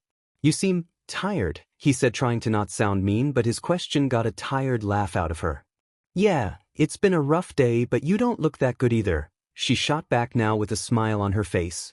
This was what their interactions had recently turned into, Izuku being his usual kind self and Toga revealing more of her teasing and fun side to him, which he was more familiar with. "Toga, you know that I really like quirks, right?" He slowly started. This was going to be hard to approach. "Yeah, why?" she answered, a little confused. "Well, I was just wondering if you could tell me about your quirk." Izuku hastily finished his sentence as he gave her the best puppy eyes he could make. Toga was taken by surprise by his excitement. She knew about how much Izuku loved talking about quirks. He had told her about quirks from so many heroes, some in the top 10, some sidekicks, and some she had never heard of, and even then, when the quirk was something simple and boring, he could go hours talking about it, about the thousands of uses it had and what it still could do. He looked at every quirk with wonder and with a wish to learn. But what about hers? Her quirk was not like the others. It was dark, gross, evil. What if she told Izuku about it? Would he think differently of her? Would he still want to be friends with someone so unsightly like her? Would he still be her friend? She gulped down her fear and showed a shaky smile as she looked away from him, trying to hide the fear in them. "And no, it isn't interesting and it's really boring, you wouldn't like it." She tried to convince him to stop, but even then she knew how stubborn he was, but he was a kind person, so maybe he would stop asking when he saw her expression.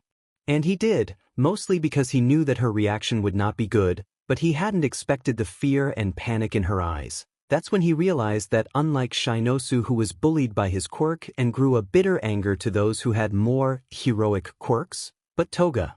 She was scared of it, she was scared of her own quirk.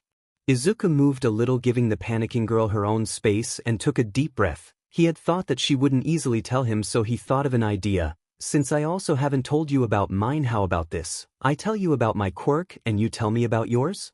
This was something that he had been planning from the beginning, by not telling them about his supposed lack of quirk and then using it to get them comfortable with him. A kind of equivalent exchange. Quirks are seen as the main thing that makes an individual, so a lot of people like to keep them to themselves, so by offering this he was making her feel like he was putting the same amount on the table, making her lower her guard. Toga seemed conflicted for a minute. She still felt scared of telling him, but at the same time she was really curious about Izuku's quirk and to learn more about him. He never talked about it, and yet he was so interested in them. You would think that he would have already made a library's worth of books about his own, so while looking at the kind and soft expression in his eyes, she nodded. Izuku smiled and took a deep breath and said, "I'm quirkless." Her eyes widened in surprise at the statement and at how calmly he said it, and, almost as if he had already said it countless times, yet in his eyes there was a shadow covering them as he waited for her answer, looking as if he had given up hope. He was quirkless. He was quirkless. This single line kept repeating in her head as she realized the weight of it. He had told her how much he wanted to be a hero, to help others and face villains with a smile, and he was quirkless. He had such large dreams and so little, almost non-existent, power, yet that didn't seem to stop him as he kept analyzing quirks and looking forward to the future. Not having a quirk is extremely rare nowadays, and there has never been any quirkless heroes, as the job has been seen as dangerous and only for those with powerful quirks. So for most, seeing someone who had nothing to fight or defend themselves, it was like a joke.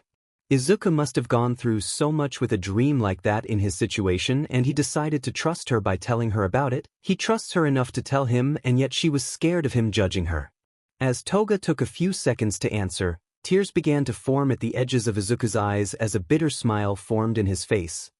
"I'm sorry, I shouldn't have said that. I made things weird. I'll leave." Izuku quickly stood up and was ready to leave, but was stopped by Toga grabbing his arm. "And no, wait.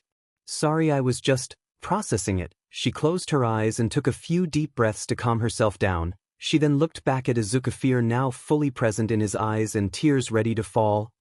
Thank you. It must have been hard to tell me that, so I'll tell you," Toga said with a new spark of determination in her chest, and Izuku smiled brightly. They both sat down once again. Izuku wiped the tears in his eyes as he listened to the nervous girl. "My quirk, it's called Transform. It allows me to change my appearance into another person. It's only their looks. I can't replicate their memories, so that's a big downside." With that simple explanation, Izuku's eyes already were shining as if filled with stars, and she couldn't help the small smile that came to her, but it quickly fell when the next words came. "But for it to work, I need to consume that person's blood." She didn't dare look at Izuku as she finally told him the truth. Her hands in her lap nervously played with her skirt, her mind filling with the ways he could answer. Guilt began to creep from her stomach all the way to her throat as the word of her family rang in her head. A normal girl doesn't like blood and dirty things like this. I can't believe my own daughter is a disgusting monster. Big sister is really weird. I don't want to play with her. I won't accept a monster like you as my daughter. Unwanted. Those were words that had deeply ingrained themselves into her heart since they had come from her own family, the people she must trusted. She tried her best to be what they wanted from her, a normal girl. So she hid everything about her own quirk and her interest in blood all deep down inside of her, and yet even now when they looked at her there were small traces of disgust. Whenever they touched her, they were always fleeting touches as they almost took their hand off her as if she had burned them. She hated it, she hated that part of herself, but every day, that small, ugly part would keep screaming for attention, only growing louder every day. Until now she had done her best to ignore it, but recently it had been hard, this seemingly endless hunger tormenting her at every hour of the day.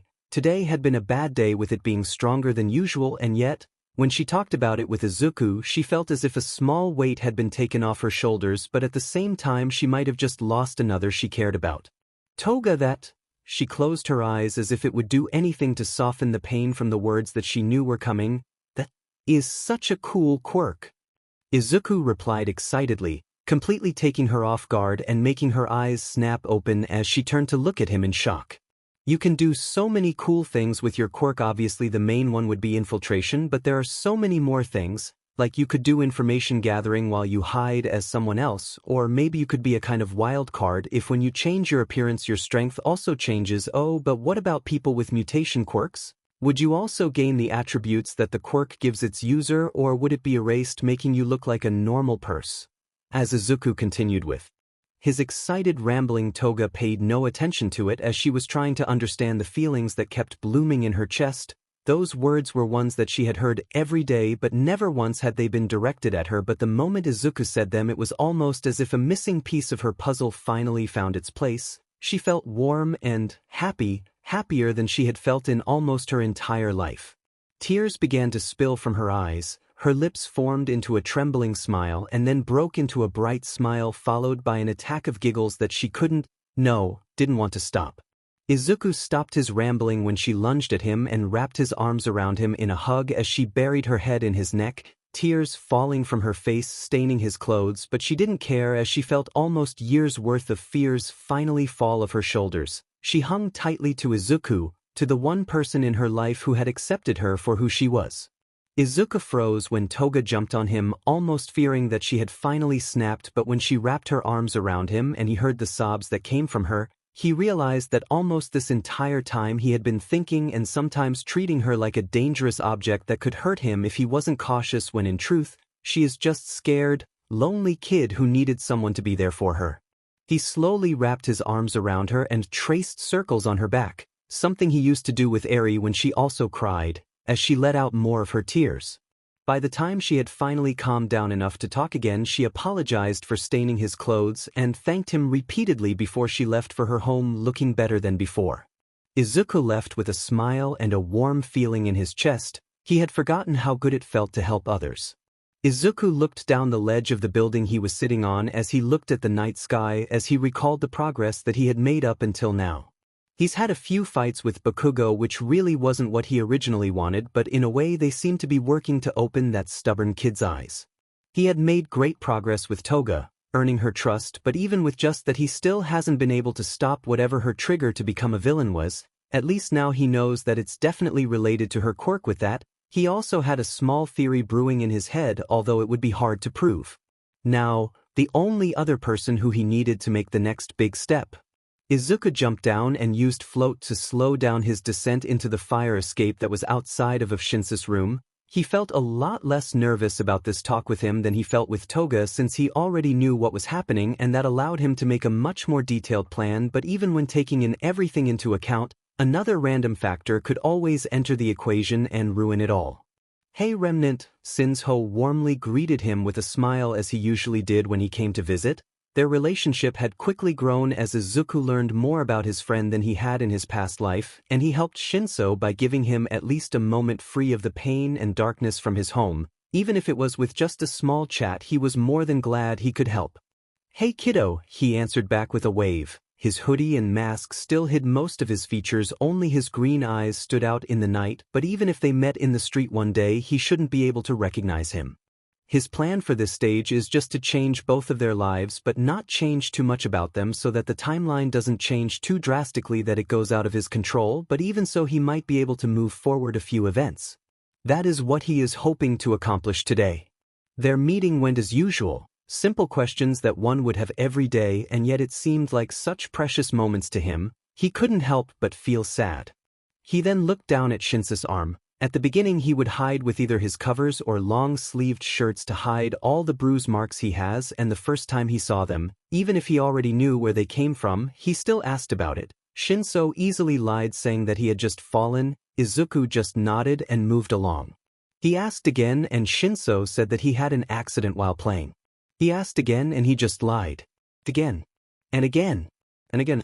After a while, Izuku decided that if he didn't use a more aggressive approach he would never get a straight answer, because for his plan to work he needs him to be willing to talk. Because his plan is to get him out of that house. For a case of abuse to be taken to court, of course solid proof is needed, but if the victim doesn't talk or, in worst cases, goes against the claims, the entire thing could be dropped, so he needed to convince him to talk or else everything would be for nothing. When a pause in the conversation finally came, Izuku took his chance and asked as he pointed to the new purple bruise in his wrist, "How do you get that?" Shinso looked at his wrist and just gave him a bitter smile as he put his hand behind him. "Oh, just I just bumped a table and dash." "Shinso, stop lying." Shinso stopped the moment he heard Izuku's stern tone of voice, a big difference to his usual calm and relaxed one. "What was it before? You fell down the stairs, you tripped. Someone couldn't control their quirk?" "Shinso, it's obvious you are lying. What is happening?" Shinso flinched back when he realized that he was finally caught and he didn't know what to do. "Please kid, I'm your friend and I am worried about you. Just let me help you," Izuku insisted. He already had half a foot through the door, so all he needed to do was push a little more.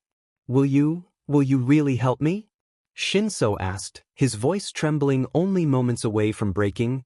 The sting of pain from the thorns of believing in someone only for him to be let down again and again still stuck deep within his heart.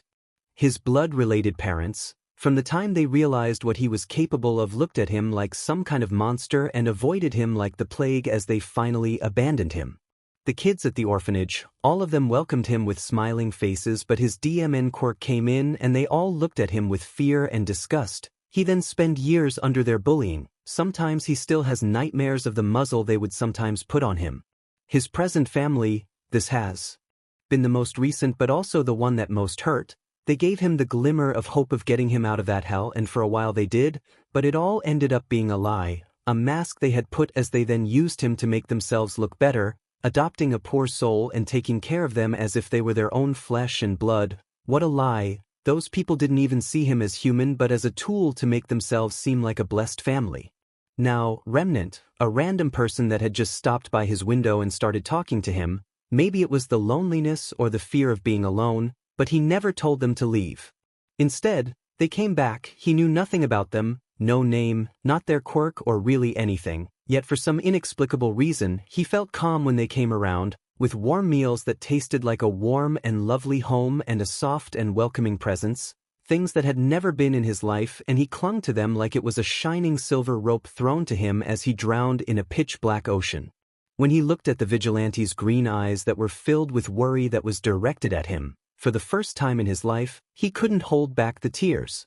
His life story poured out of his mouth as if a dam inside him had broken, but through it all, Remnant stayed by his side, holding his hand, letting him breathe between sobs, letting him talk as he gave him an understanding look. This kind of warmth had been all he had been searching for his entire life. When he finally finished speaking, his chest burned him, and it wasn't because of his hard breathing or how long he had talked for, but all the emotions that were finally free from the little box he had kept them, his body still shivering from the outburst, but as Izuku softly held his shoulders as he almost seemed like he was going to collapse. "Thanks for trusting in me, Shinso. I promise you, I'm going to get you out of here." He slowly let go of the tired boy's shoulders as he took out his phone. "Sadly, I'm nothing more than just a street rat, so I'm going to have to call a friend for help. Don't worry, he's also a hero. He may be a bit on the outside but nothing more than just a big softie." With that, as he left Shinso to catch his breath as he walked up the fire escape to the roof. Once he made it back up, Nana's ghost appeared beside him as she gave him a warm smile. "Real proud of you, Izuku." The other vestiges also appeared as they repeated her own words. Even his father agreed, although reluctantly. Izuku then looked back down at the phone in his hand as he began to dial the number. Aizawa looked down at his phone as it started to buzz. It was an unknown number, yet he didn't ignore it like he usually would, as he had already gotten used to these late-night calls. He hated how they made him seem like a kind of obedient dog, but they also made his job easier. "All right, where are they, Remnant?" Aizawa asked impatiently to the Vigilante on the other side of the phono, who instead giggled as they had already done this one song and dance multiple times. "Sorry, Mr. Aizawa, but no villains this time. Instead, I wanted to ask for a favor," Izuku said as his plan slowly unfolded. "A favor? Brat, you are pushing it too far this time. I won't do some silly t-dash." Aizawa was cut off mid-sentence by Izuku's voice. "I'll talk to you and Detective Tsukachi face to face. I'll even answer some of your questions." Aizawa stopped the anger that had started to rise when he heard the offer the Vigilante made him. It was really tempting. "I won't be giving myself freely up to you so that you can put me in a jail cell, but it'll sure be more information than you have now." Aizawa couldn't help but gritted his teeth as he heard the Vigilante. He only got angry because he was right. They barely knew that he was a young person because of his voice in their calls. They also knew that he must have a large web of connections since he got his private phone number, but that's all they had. They didn't know his quirk or possible multiple quirks. Hell, they didn't even know what his outfit looked like. Whoever Remnant was, they were almost like a phantom who had appeared out of nowhere. But now, the brat had contacted him just to share his own information, all in exchange for a favor. This had great pros and cons, as they could immediately fall right into his hands for his little game, but right now they had nothing, so this was their only lead and it came straight from the source. How could he throw a once-in-a-lifetime chance like this? Aizawa finally clicked his tongue as he answered, "Fine, but we set the place and no fighting. Just answer our questions and we'll do your stupid favor." He then let out an annoyed sigh as he told the Vigilante the name of a street that was close to the police station but far enough to not seem suspicious. If things went wrong and that brat set them up for a trap, they could easily call for reinforcements and get out of it. Aizawa then swung through the city as he arrived at the department where Tsukachi works and quickly walked to his office, where he watched a bland man who looked like a skeleton with a pale face walk out of it, but he didn't pay any attention to it as he pushed the door open. He was immediately struck by shock and soon after confusion with the scene in front of him. The entire office was a mess as papers covered in text and different images littered the floor. In the middle of the room, a small round table sat with two chairs beside it. One was empty, but by the empty cup of coffee in front of it, he could guess that it was not long ago that it had someone sitting in it not long ago. On the other hand, The other chair still had someone he easily recognized as the detective Tsukachi by his short black hair and his familiar trench suit. Beside him was a rather large pile of papers and 2 cups of what he guessed was coffee mixed with an energy drink.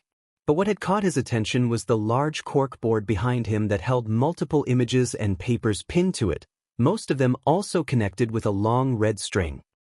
"Tsukachi, wake up, we've got something to do," Eraserhead called out to the man who had his head laid on the table, possibly unconscious or in the worst case possible, dead, but he doubted that last one. Tsukachi groaned as he felt the incoming headache from the past hour and a half finally catching up to him after talking about that. Eraserhead, "Sorry, I didn't hear you come in, what's wrong?" Tsukachi then slowly sat back up straight as he sloppily put his hat back on his head. "It's about Remnant. The kid wants to talk to us, even said they'll answer some of our questions." These words seemed to be some kind of trigger for the detective as they immediately stood up with renewed vigor and quickly pushed Aizawa out the room. "What are you doing just looking surprised? Come on, let's move. Where are we meeting them?" the detective asked as they pulled the underground hero like some kind of kid to their parents. All of this greatly confused Aizawa. Izuku waited for the arrival of Eraser and the detective sitting on the ledge of one of the buildings in the street that they had told him to wait for them.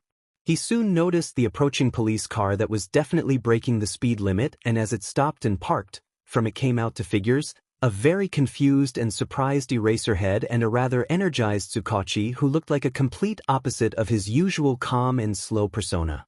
The detective frantically looked around. Looking for signs of the Vigilante, Izuku decided to do them a favor and show himself, "Hey," was all he had to say to gain their attention and for them to look up. In that moment, a few more things about the mysterious Vigilante became clearer: their black and red-colored outfit which hid most of his main traits well, and their voice which made them sure that this really wasn't a young adult but a child. "So you are Remnant. A lot younger than I imagined," the detective said as he burned the image of the Vigilante into his mind. Izuku just shrugged. "Well, you said that you would answer our questions, so I hope that you will keep your promise. And don't even think about lying. My quirk allows me to tell when someone is lying." The detective surprisingly started to take the lead in the situation as they pulled out their notebook and a pen. "First thing, why are you fighting these villains? Revenge, a grudge, or were you hired by someone?" the detective asked, and Izuku almost burst into laughter.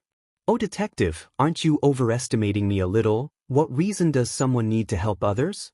Izuku instead decided to throw the question back. He already knew how the detective's quirk worked quite well, and it had more than a few loopholes to it. Many, after hearing that he was a living, breathing lie detector, would give up the joking and answer directly, but that was only a trap he had set for his quirk to work better. The truth is that the truths and lies could easily be swayed.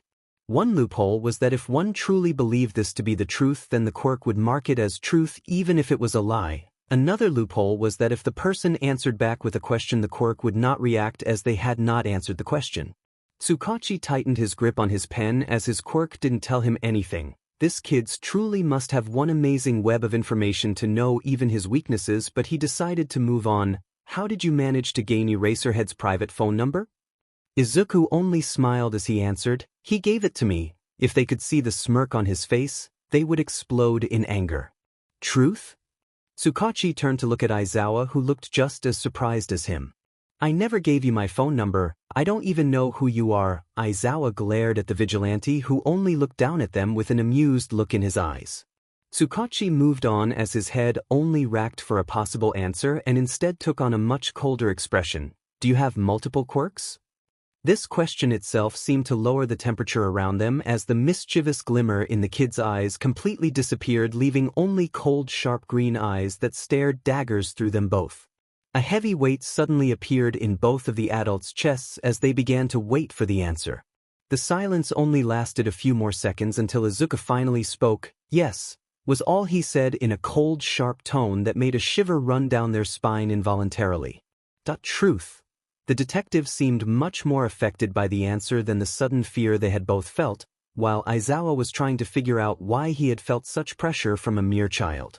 "If that is all, then I believe it's my turn." Izuku then used Blackwhip to take the notebook and pen from Tsukachi and began to write the street and house where Shinso lived. "My friend, a kid named Shinso." is stuck in an abusive household, and as much as I would like to get him out of there myself, I don't have any way to get it into court. Instead, I'll ask this favor to you, get him out of there and into a better family. That's all I am asking." He then gave back the notebook for them to look at the address. "Just that?" Aizawa asked rather confusedly. This was a rather simple request, and yet they put so much importance into it, it confused him greatly. "Well, that's all for our deal, so I'll see you again later, Aizawa. Izuku was stopped in his tracks when Tsukachi called out to him. "One last question, are you connected to AFO?" Tsukachi asked, his hands trembling as he said the acronym. Aizawa could only look at him in confusion as he didn't know what the 3 letters meant yet. With his reaction, the detective knew he had hit the mark. Izuku slowly turned to look at the detective, finally letting out a bit of his contained bloodlust, which was more than enough to freeze the detective in place and to cause Aizawa to get into a battle stance instinctively. Izuku's eyes were empty and cold, showing no emotion to those adults, as if they were nothing more than ants to him, and with a monotone and cold voice, he answered, "Yes."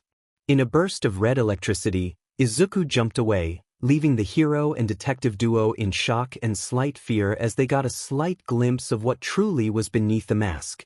Aizawa couldn't take his eyes off the disappearing red lighting that stood out in the dark night. Meanwhile, Tsukachi had brought out his phone in a panic, almost dropping it as he called one of the saved numbers in it. Only a few seconds passed before the familiar weak voice of Toshinori see through the speakers. "Tsukachi, why are you calling me? We just talked not long ago. Did something happen? Because Toshi, just listen, please." "He is still alive," the detective said in a panic as his heart had yet to stop beating from the terrifying encounter, cold sweat running down his back as all of his theories and fears were confirmed. The days quickly flew by and Shinso saw no signs of remnant after that night where he finally spilled his heart out. A slight fear wrapped around his heart like a snake. He trusted him more than anyone else in his life, so he knew that if Remnant lied to him and let him down, it would be a hard hit to his already wavering trust. The fear only took a deeper hold of him when the nights became empty without him coming by to talk. He had missed a few nights before, but never almost an entire week. Had he forgotten about him? Had he been lied to once more? "Is this the place?" A man with an eye-catching and bright blonde hair wearing a black leather jacket asked as he looked to the tired man beside him who was looking at a direction that had been written on a piece of paper. "Should be. Now come on, let's knock." The man with messy long black hair walked a few steps to the front door of the building and knocked on the wooden door, and they waited for an answer. "Yes, who is present, Mike?" A man with light brown hair and pale skin that was covered in circles of multiple colors opened the door with a calm smile that instantly dropped in surprise when he saw a blonde hero standing in front of him. What can I do for you?" the man asked, trying to hide his excitement and panic with a shaky smile, and hoped that they wouldn't notice his excessive sweating. "Hello, sir. Sorry for intruding, but we have come today because we received an anonymous tip of some problems going on in your street, and we are asking the people here if they have seen anything. So if you could just give us a bit of your time, it would be very much appreciated," Hizashi said with a warm smile as Aizawa stood behind him, who only gave the man a cold stare. "Why, yes, of course, but this little neighborhood of ours is very safe, so hearing about problems happening in it are very surprising. Would you like something to drink? We have water, some juice, I could make you some coffee. Please just stay comfy here while I go get my family."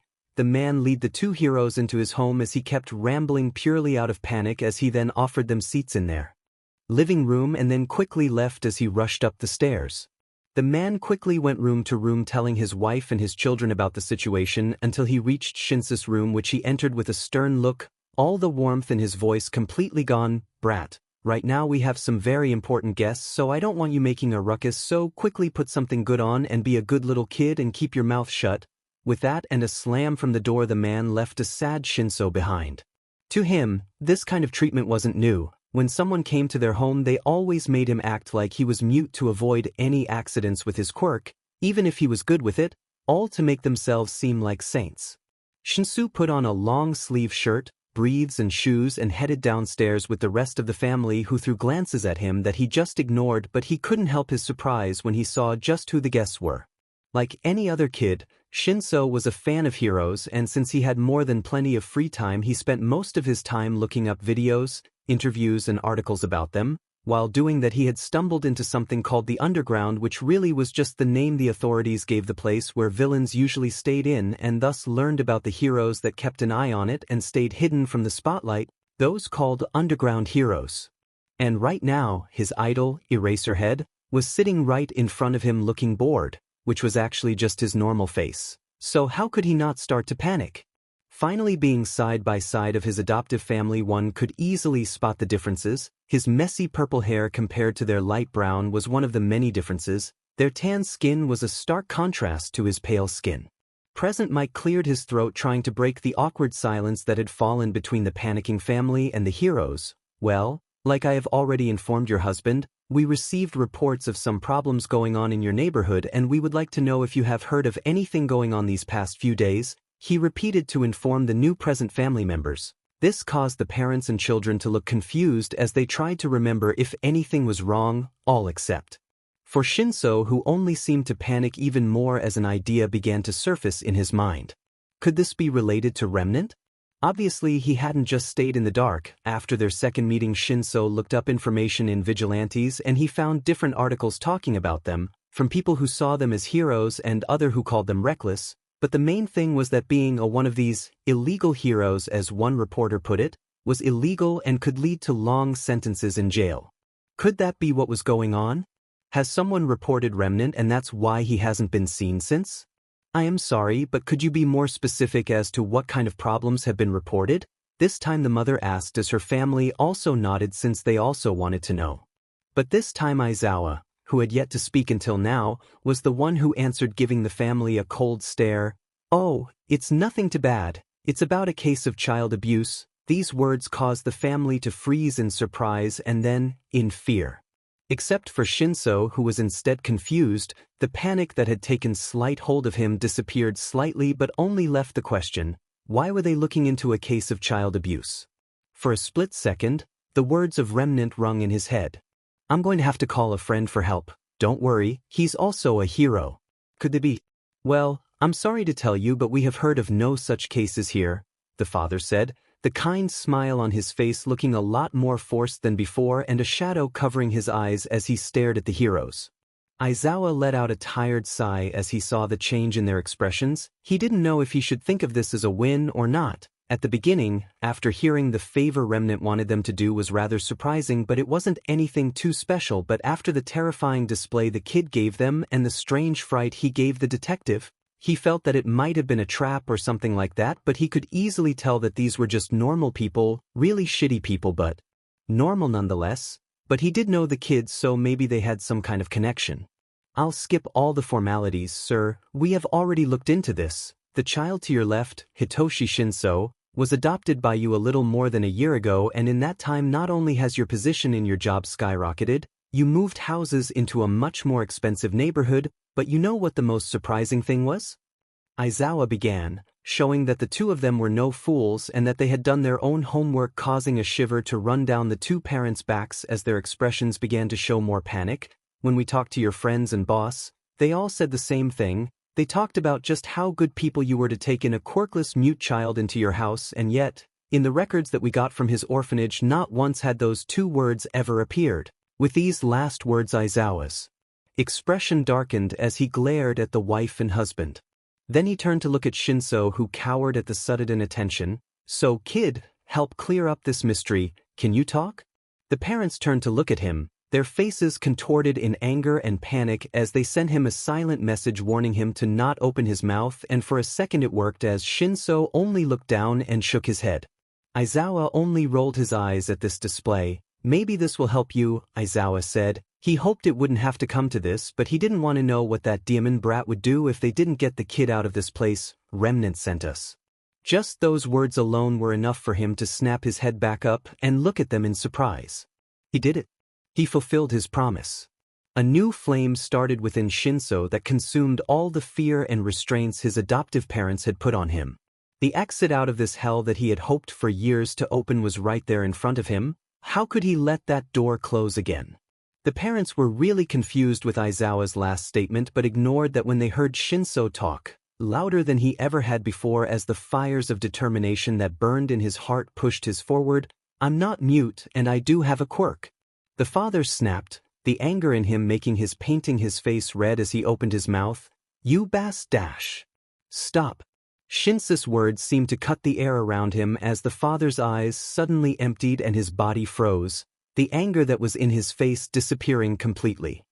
His wife, who had been sitting beside him this whole time and watched as her husband fell under Shinso's control, paled in fear. One of the main reasons as to why they kept his quirk a secret and made him act like he was mute was because, unlike all the other people, they weren't disgusted by him having a villainous quirk. They were scared. They knew exactly what they had done to him, and if one day he grew tired of the abuse, he could easily control them all like puppets. The two heroes were surprised when they saw the display of power from the kid. Aizawa was rather surprised. A quirk like that would make an amazing hero. He wanted to sigh as he thought about how an annoying vigilante had found such good talent. But guess that settles that. Now then, Shinso, are you willing to come with us and give us a confession on what has been going on here? Without it we won't be able to do much to help you, Mike said, seeming completely unfazed by all that had happened in the last few seconds. Shinso agreed on the spot. Why would he ever say no? With those things finally settled, the two heroes informed him that until everything was settled he would be living with them. This shocked him so much that he had accidentally dropped his control on his adoptive father, but he could care less about them now. Soon enough, for the first time Shinso went out of that demed house with a bright smile. Izuku walked once more to the park to talk with Toga after school. He had stopped visiting Shinso and instead focused on another matter. Ash trusted Aizawa to fulfill his side of the deal. He knew the man very well, and even without intimidating him, he knew that he would have helped Shinso. He had a soft spot for kids, which is what led to him becoming a kind of parent for most of the class. For now, he wanted to focus on Toga since he now knew more about her and their relationship had grown closer. Now that he knew a lot more about her, he was a lot more confident in changing her future and checking if his small theory was right, but by the time he arrived to the park he was surprised to not see a sign of the girl anywhere. Usually she was the first one here since her school was much closer, so she wouldn't waste as much time walking here as he would, so this was a big surprise to him. He decided to look around. Maybe he had just missed her, or maybe. As the dark idea began to set into his mind, Izuku was overcome with panic. Had he somehow messed things up, and instead of helping mess things up and made her snap sooner than in his original timeline? But if she had killed a student, why would there still be some of those kids in the park? They would have surely heard of the news. Or had she attacked a random civilian and gone on the run? More and more of these thoughts ran through his mind as he searched for any sign of the girl in the park, and after not finding anything there he changed his target to the streets around it. In his wild search he had gotten more than a few looks from other passerbys, but he couldn't care less about what they thought as he needed to find his friend. But when he finally got a sight of the girl, his face paled. Toga lay shivering on the ground, her body almost out of view as it was hidden by a large trash can. Her hands were trembling and her complexion was even paler than usual, and she seemed to be muttering something. Izuku hurried to her side as he got to his knees to help her. Toga, what happened? Are you okay? Did someone hurt you? With a quick look at her he didn't notice anything wrong with her, like bruises or cuts, so what had happened?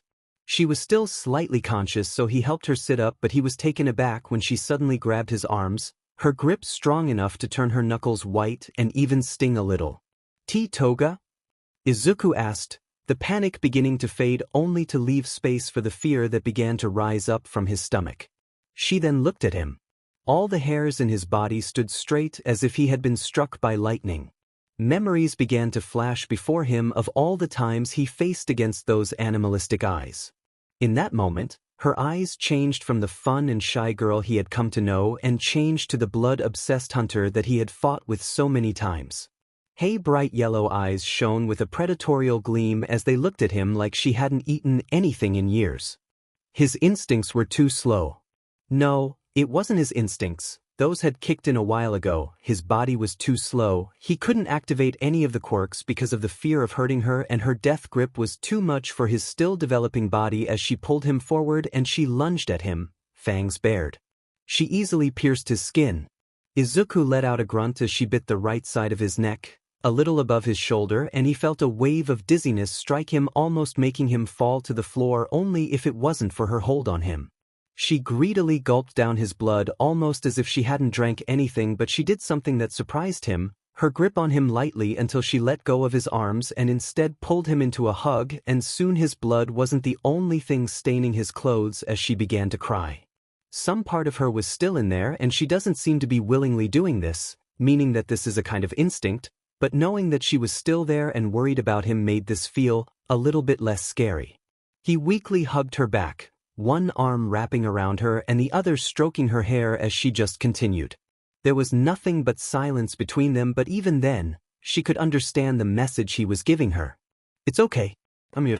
Hours seemed to pass until she finally let go of his neck and fell asleep on him. Izuku put a hand on his wound as he activated his healing quirks, the bite marks quickly healing until he stopped them. It would be weird if the wound healed so quickly.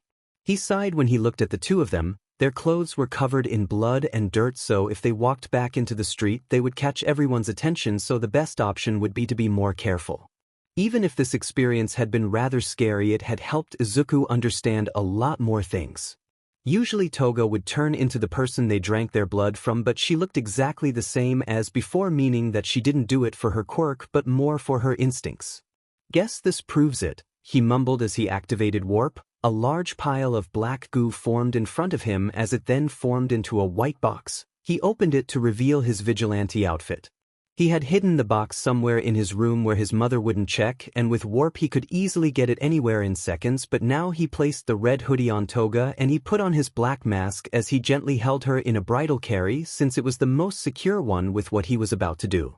Izuku took a deep breath as his body was covered in red electricity and with a super-powered jump reached the top of the building. "You never told us what your theory was about, you know," Fifth said as he appeared next to Izuku. "I just wasn't sure, but this is more than enough proof." Izuku easily jumped over the building as he headed to his house. "We knew that she definitely had something going on like Shinso did, and after she finally told me about it, an idea came to me. What if her quirk was more complicated than we thought?" "More complicated? What do you mean?" Nan asked. "Well, quirks can affect many things of their user. An obvious example are the mutation quirks. Those fully change how a person look like, but to accommodate those changes, their insides must also change. Stronger bones, more muscle, simple stuff like that. But they can also change stuff like their tastes. Most people with cat-related mutations tend to like seafood more than the average. But sometimes they can even change the body so much that even their need to survive change," Izuku said. "Hold on," Third said. "Are you saying that her little transformation quirk changed what she needed to survive? Like, for example, breathing air?" he asked. "Yep. A better example would be people with fish mutations. Some can easily survive on land, but there are some that need to stay underwater to live, since they can't breathe air like normal humans," he answered back. "Okay, I get those. But the girl's quirk isn't a mutation, so it doesn't make much sense," Six said, still not seeing the point.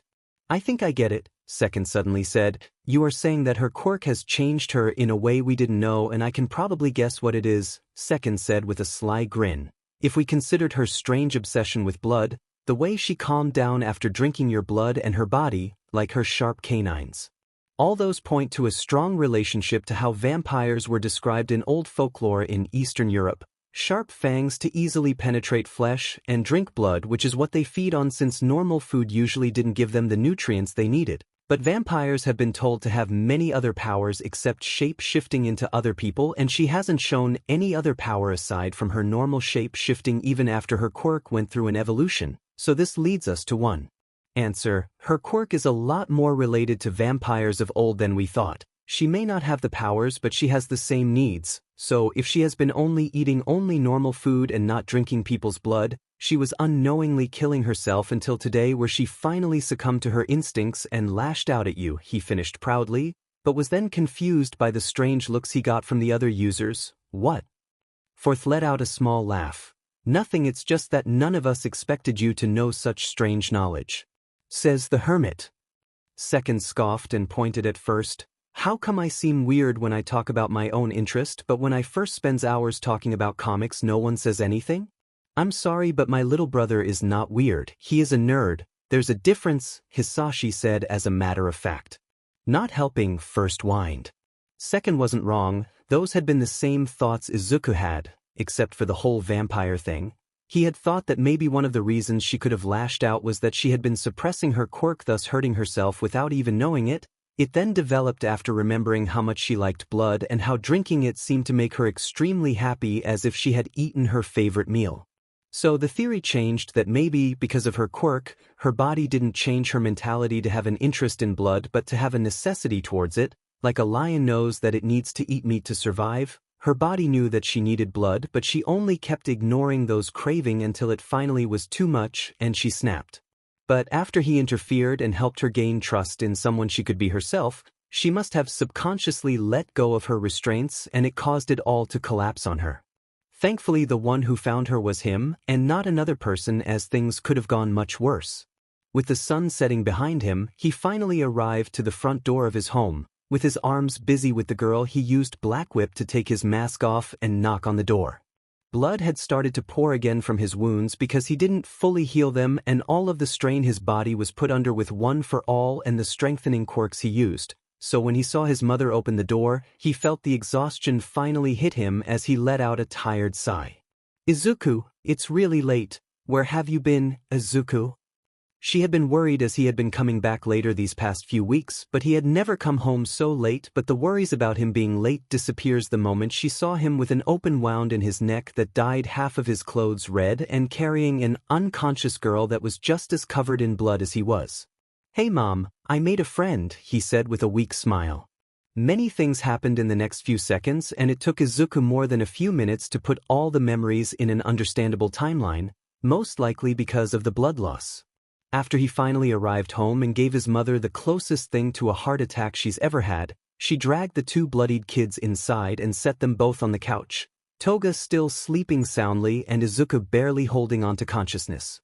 She then quickly checked on her child and quickly wrapped the injury on his neck and let him rest since he had gone ghostly pale, and placed a blanket over the girl before bombarding him with questions. He then explained what it was that he had been doing in the afternoon to his mom, how he went to meet Toga, and they soon became friends. Of course, he also explained everything that had happened to the girl too. Inko let out a tired sigh as she looked at her child, his neck wrapped in bandages, his skin still pale but much better than before, and then the girl who was staining her sofa with her own son's blood. After hearing the entire story, she had a bittersweet taste in her mouth. She had always wanted her son to make friends, but not like this. She once again looked at the smile on her son. It was small and fragile, but it was obvious that he was truly happy, and that only managed to cause her heart to ache. She had known that Izuku had stopped making friends and that even at some point Bakugo had also left him. How could she not know? Izuku was her son. She could easily tell that something was wrong, the way the light in his eyes had dimmed, his smile becoming more forced, or the way he dodged her questions. And yet, she did nothing. With all those signs staring right at her, she did nothing.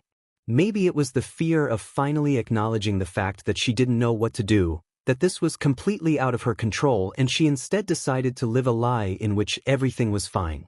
But she knew, oh she knew, the stress of her blissful ignorance put on her son, who tried his best to keep the lie up all for her. And just like those signs, she had also noticed the new ones. The way one day Izuku came back with a completely different aura around him, the way he carried himself was filled with confidence, finally standing straight and looking ahead. The smile in his face, although tired, felt so much more honest than before, the glimmer in his eyes that made him seem older than he is. If he didn't have his face or his small little things like his muttering, she would have believed that this was a whole different person. All she could do was wonder what had happened to such a drastic change to happen to her small child. When she looked at this new Izuku, she felt proud. She was so happy to see her child turn to a better and happier leaf, but at the same time she couldn't help but feel like she was being left behind, like he was rushing towards a goal of his own and she could only watch his back disappear in the horizon. Until now she had done nothing to help her son, and now he had found a strength to push himself forward, even if it was late, even if it did little. She wanted to push him forward a little. "Izuku, dear, I think it's better if you go to sleep. I'll keep an eye on her," she said. He must feel tired from the blood loss, and she needed time to think about a lot of things, so wrapping things here for now would be for the better. Izuku, who was indeed tired, just nodded as he walked to his room. When he finally arrived, the other vestiges appeared and he flopped onto his bed, letting out a groan as all the exhaustion caught up to him, but he couldn't help the smile that crept up to his face. I did it. Shinso being taken out of his abusive home early, being friends with Toga, these were the changes he had been striving for the entire time, and after a lot of exhausting work he finally accomplished them. They were small when compared to the rest, but they were the base to his plan that he needed. I'm quite impressed. You managed to change their lives in what, a little less than a year? His father was with his usual Cheshire smile, but this time he didn't feel angry by it. He was tired and proud of himself. He had already done so much in a short time. If he continued with this pace, who knows how far he could get. Hey, let's not get too far ahead of ourselves here. We aren't completely done with the Toga problem. Don't you think that her parents might try and file a missing persons report? Said Third, which were understandable concerns, but Izuku had no way to check since he didn't know where she lived, so all they could do was pray and hope that nothing happens. Another problem is, where is she going to stay? Nana asked, which brought a hold to the conversation. Right now, as he sat back up, Izuku realized how little he had thought things through. He had not thought about a place for her to stay. The problem was at home, so it would be dangerous for her to go back. Getting her adopted into another family could cause the same thing that happened to Shinso to happen to her, and just abandoning her is out of the picture. And what about her need for blood? Asked Second. Oh God, what about her need for blood? He couldn't just keep feeding her on his own or letting her starve until she snapped again. Can he get blood from the hospital, or did he need to steal it? Since he didn't have much information to begin with, the plan he had made was shaky at best, and now with the factor of family problems and her needing to feed on blood, that plan had begun to crumble. Suddenly a headache sent him falling back down onto his bed. Maybe the blood loss was affecting him pretty badly. You should take a break. Those healing quirks heal wounds, but they don't give you back the blood that you spill. Izuku decided to ignore the dark undertones of that and take an actual break for once and let his eyes close. By the time Izuku woke up, the sun was already shining through the curtains, and if it wasn't for the loose bandages around his neck, he would have forgotten about yesterday's incident. He walked into the kitchen to see his mother and Toga happily talking together with cups of tea in their hands. She must have spent the night here since she is still wearing the blanket around her shoulders. Good morning, Izuku. His mother was the first one to notice him. Toga followed along with her own quiet greeting but didn't look at him directly. We still need to talk about some things, so let's sit down, his mother said, and they all followed as they sat in the living room. Toga still didn't look at him, her expression covered by regret as she looked at her hands in her lap. While you were sleeping, Toga gave me her own side of the story, and while I am proud of you about helping someone, I would have preferred if it wasn't in such a dangerous way, his mother said, and Izuku smiled while he nodded as he hoped that she never found out about his vigilante persona. Now, do you have an idea of what to do next? She asked, but by her tone of voice he could already feel like she knew the answer. No, I just acted without thinking, he admitted, and his mother just nodded. Toga, how would you feel staying with us? She asked with a sweet smile, but both Izuku and Toga looked at her shocked. What do you mean? Izuku asked, confused by her words. Well, after she told me about the problems in her home, I started to think about different ways to help her. We can't send her back, that would be horrible. Helping her get into an adoptive family could lead into the same situation happening again or something worse happening to her. So I thought that after everything, this would be a good place for her. She turned to look directly at Toga with a soft expression. What do you say, dear? Do you want to be a Midoriya? Both teens stayed silent for a few seconds. Toga was shocked at the offer and was at the brink of tears, but Izuku was actually surprised at both her offer but also at how much she had thought the situation. Don't underestimate your own mother, son, because I can tell you that you didn't get your brains from me, his father said, looking proud as if he was the one that gave the idea. Wow, hearing you admit to something is really weird. Are you really the brother I know? Asked First, but Hisashi just laughed. Oh, little brother, you should already know my type of woman. I won't take anyone that can't reach my high standards, Hisashi said as he looked at his wife with a wistful look. That I guess you did always say she was smarter than you, First muttered, but it was more than enough to make both of their faces take a sadder look. Izuku didn't know why or what that meant since it didn't feel like that last part was about his mother. Maybe he should ask about it later. Is it really okay to have me here? Toga asked, tears at the edge of falling and her hands shaking as they gripped the edges of the blanket around her. Of course, I would need to get a job since the money your father sends us won't be enough for 3 people, but it shouldn't be too much of a problem and you don't have to worry about your blood problems. Your quirk isn't the only one that needs you to consume blood, we can easily get you a prescription for it, she said, reassuring Toga of her worries, but of course there was still something left. What about Izuku? Toga opened and closed her mouth multiple times before turning to look at Izuku, tears on the edge of falling as her eyes shone with a whole new bright light. For some reason, looking at the frail and hopeful Toga that looked at him with wide eyes that looked more like those of a lonely stray kitten, a version of her he had never hoped to see, one that he would have almost thought impossible to even exist, it made the last fragments of the image of his past Toga finally fall apart. He smiled and warmly said, "Welcome to the family." Toga couldn't hold back anymore as she finally started to cry at the new life that she was offered. Thank you, was all she could say as Izuku and Inko both embraced her in the warmest and softest hug she's ever had in her life. Izuku was still going over the events that had happened earlier today. He had gotten a sibling and it was someone who was supposed to be his enemy. This was most definitely not in his plan, but he couldn't really say that it was a bad development. This version of Toga had been growing on him for a while and he was more than glad to know that her future is secured to be a good one. Please, stop. A man who was now laying on a pool of his own blood pleaded. His body, which was frozen like a statue, couldn't stop the incoming blade as it pierced their head, killing them in the spot. Izuku clicked his tongue at the sight. He had forgotten just how messy his kills were.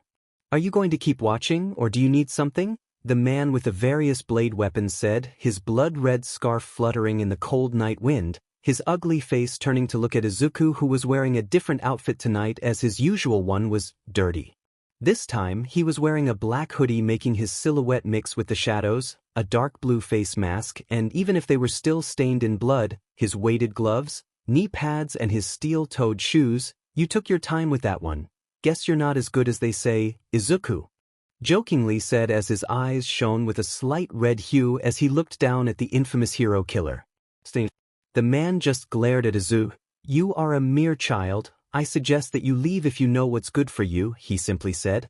Izuku tilted his head. Oh, you haven't heard of me? He asked. As if I should care about a child in costume that will soon get themselves killed. Stain then liked the remaining blood of his sword, ignoring Izuku as he was just another ant in his path to fixing this broken world.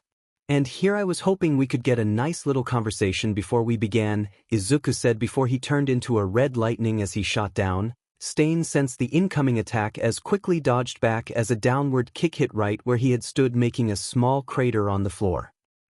Not bad, was all Izuku said as he looked at the villain who now stood with his weapons drawn looking intensely at the young vigilante.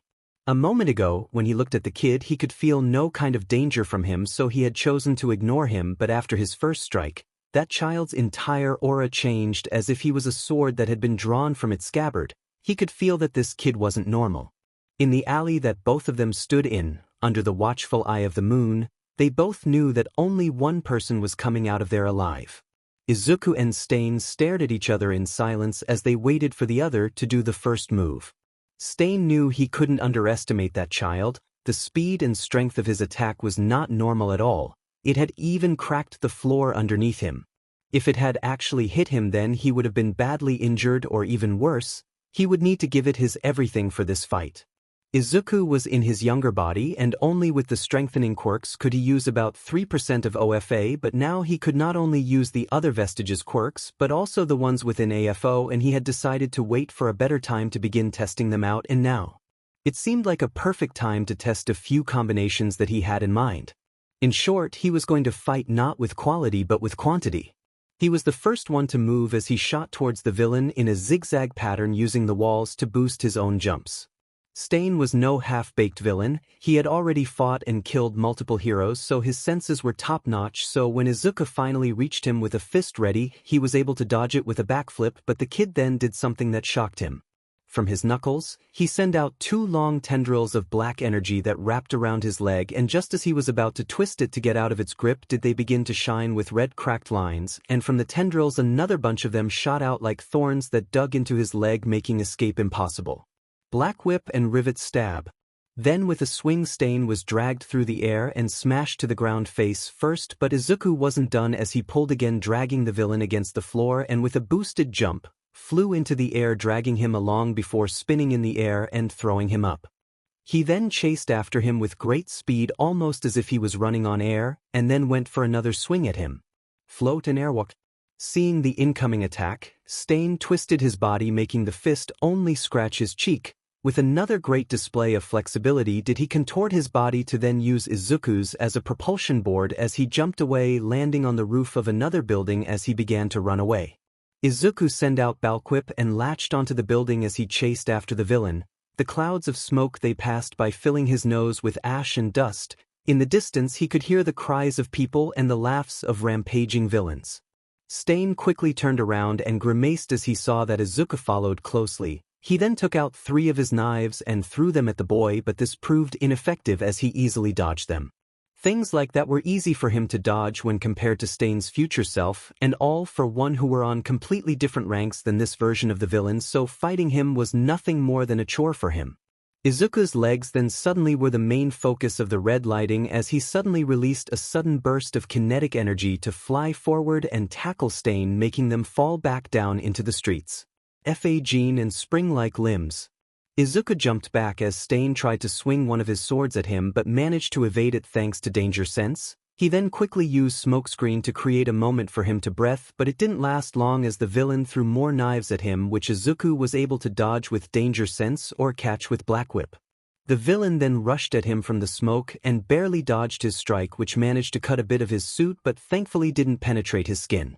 Izuku followed Stain's movements thanks to infrared and search, making the smoke barely a problem for him, then rushed at the villain making him go on the defense, but with a kick he managed to break one of his swords and make him take a few steps back. Stain could barely believe his eyes. This kid was already a threat to him with that strength and speed, but adding every other trick that he just kept pulling out, he started to think that his chances to win were becoming slimmer, and he had yet to even get a single cut on him, making his quirk completely useless. And now that there was a cloud of smoke, he had to rely fully on his other senses to try and figure out where the next attack would come from. Izuku and Stain seemed to reach a standstill as the villain kept on the defensive as he only dodged the attacks from the Vigilante, both fighters having reached a middle point as they both tried to land a single strike on the other. When the smoke finally dispersed, both villain and hero were tired. Izuku had been using Danger Sense multiple times to dodge all of Stain's slashes since he knew that it would be his end if even one of them reached him, causing him a pounding headache. Stain had already lost 2 more of his knives as they were shattered to pieces, and even with his own stamina, he could feel how the injuries he had sustained were already taking a toll on him. They both stared at the other, anger clear on their expressions. Stain couldn't believe that he had been cornered like a rat so easily. Izuku, on the other hand, just wanted to finish this off as quickly as possible as memories of Ida and his brother flashed in his mind. He needed to remember that his fight wasn't just for him. Izuku rushed forward, jumping from wall to wall again around Stain, leaving only a trail of red sparks, but he didn't immediately attack as he tried to confuse his enemy. Stain was barely keeping up with the Vigilante as he bounced around him as he waited for a moment to strike. He was trying to purge this world of those corrupt heroes, so he wasn't going to be stopped by a mere child. A black tendril shot forward, aiming at his leg once more, but he managed to dodge it with a jump, but Izuku appeared behind him in sparks of red and black, just realizing that he had been tricked. Izuku then pulled back his legs as it expanded and ped back his muscles, making the red lighting center around it as he delivered a quick and powerful kick to his back that released an immense shockwave that made the ground around them shake and the windows burst thanks to the explosion of energy that sent the villain flying into the sky with a sickening crack from his back. This was Izuku's most powerful combination as of now. Fa Gene, kinetic boosters, spring-like limbs, hypertrophy, though muscles and air cannon. Stain could barely breathe as the kick had expelled all of the air in his lungs, and the pain that shot through his body made his mind go blank for a few seconds, but when he finally came back and tried to move, he discovered something that made his face pale. He couldn't feel his legs.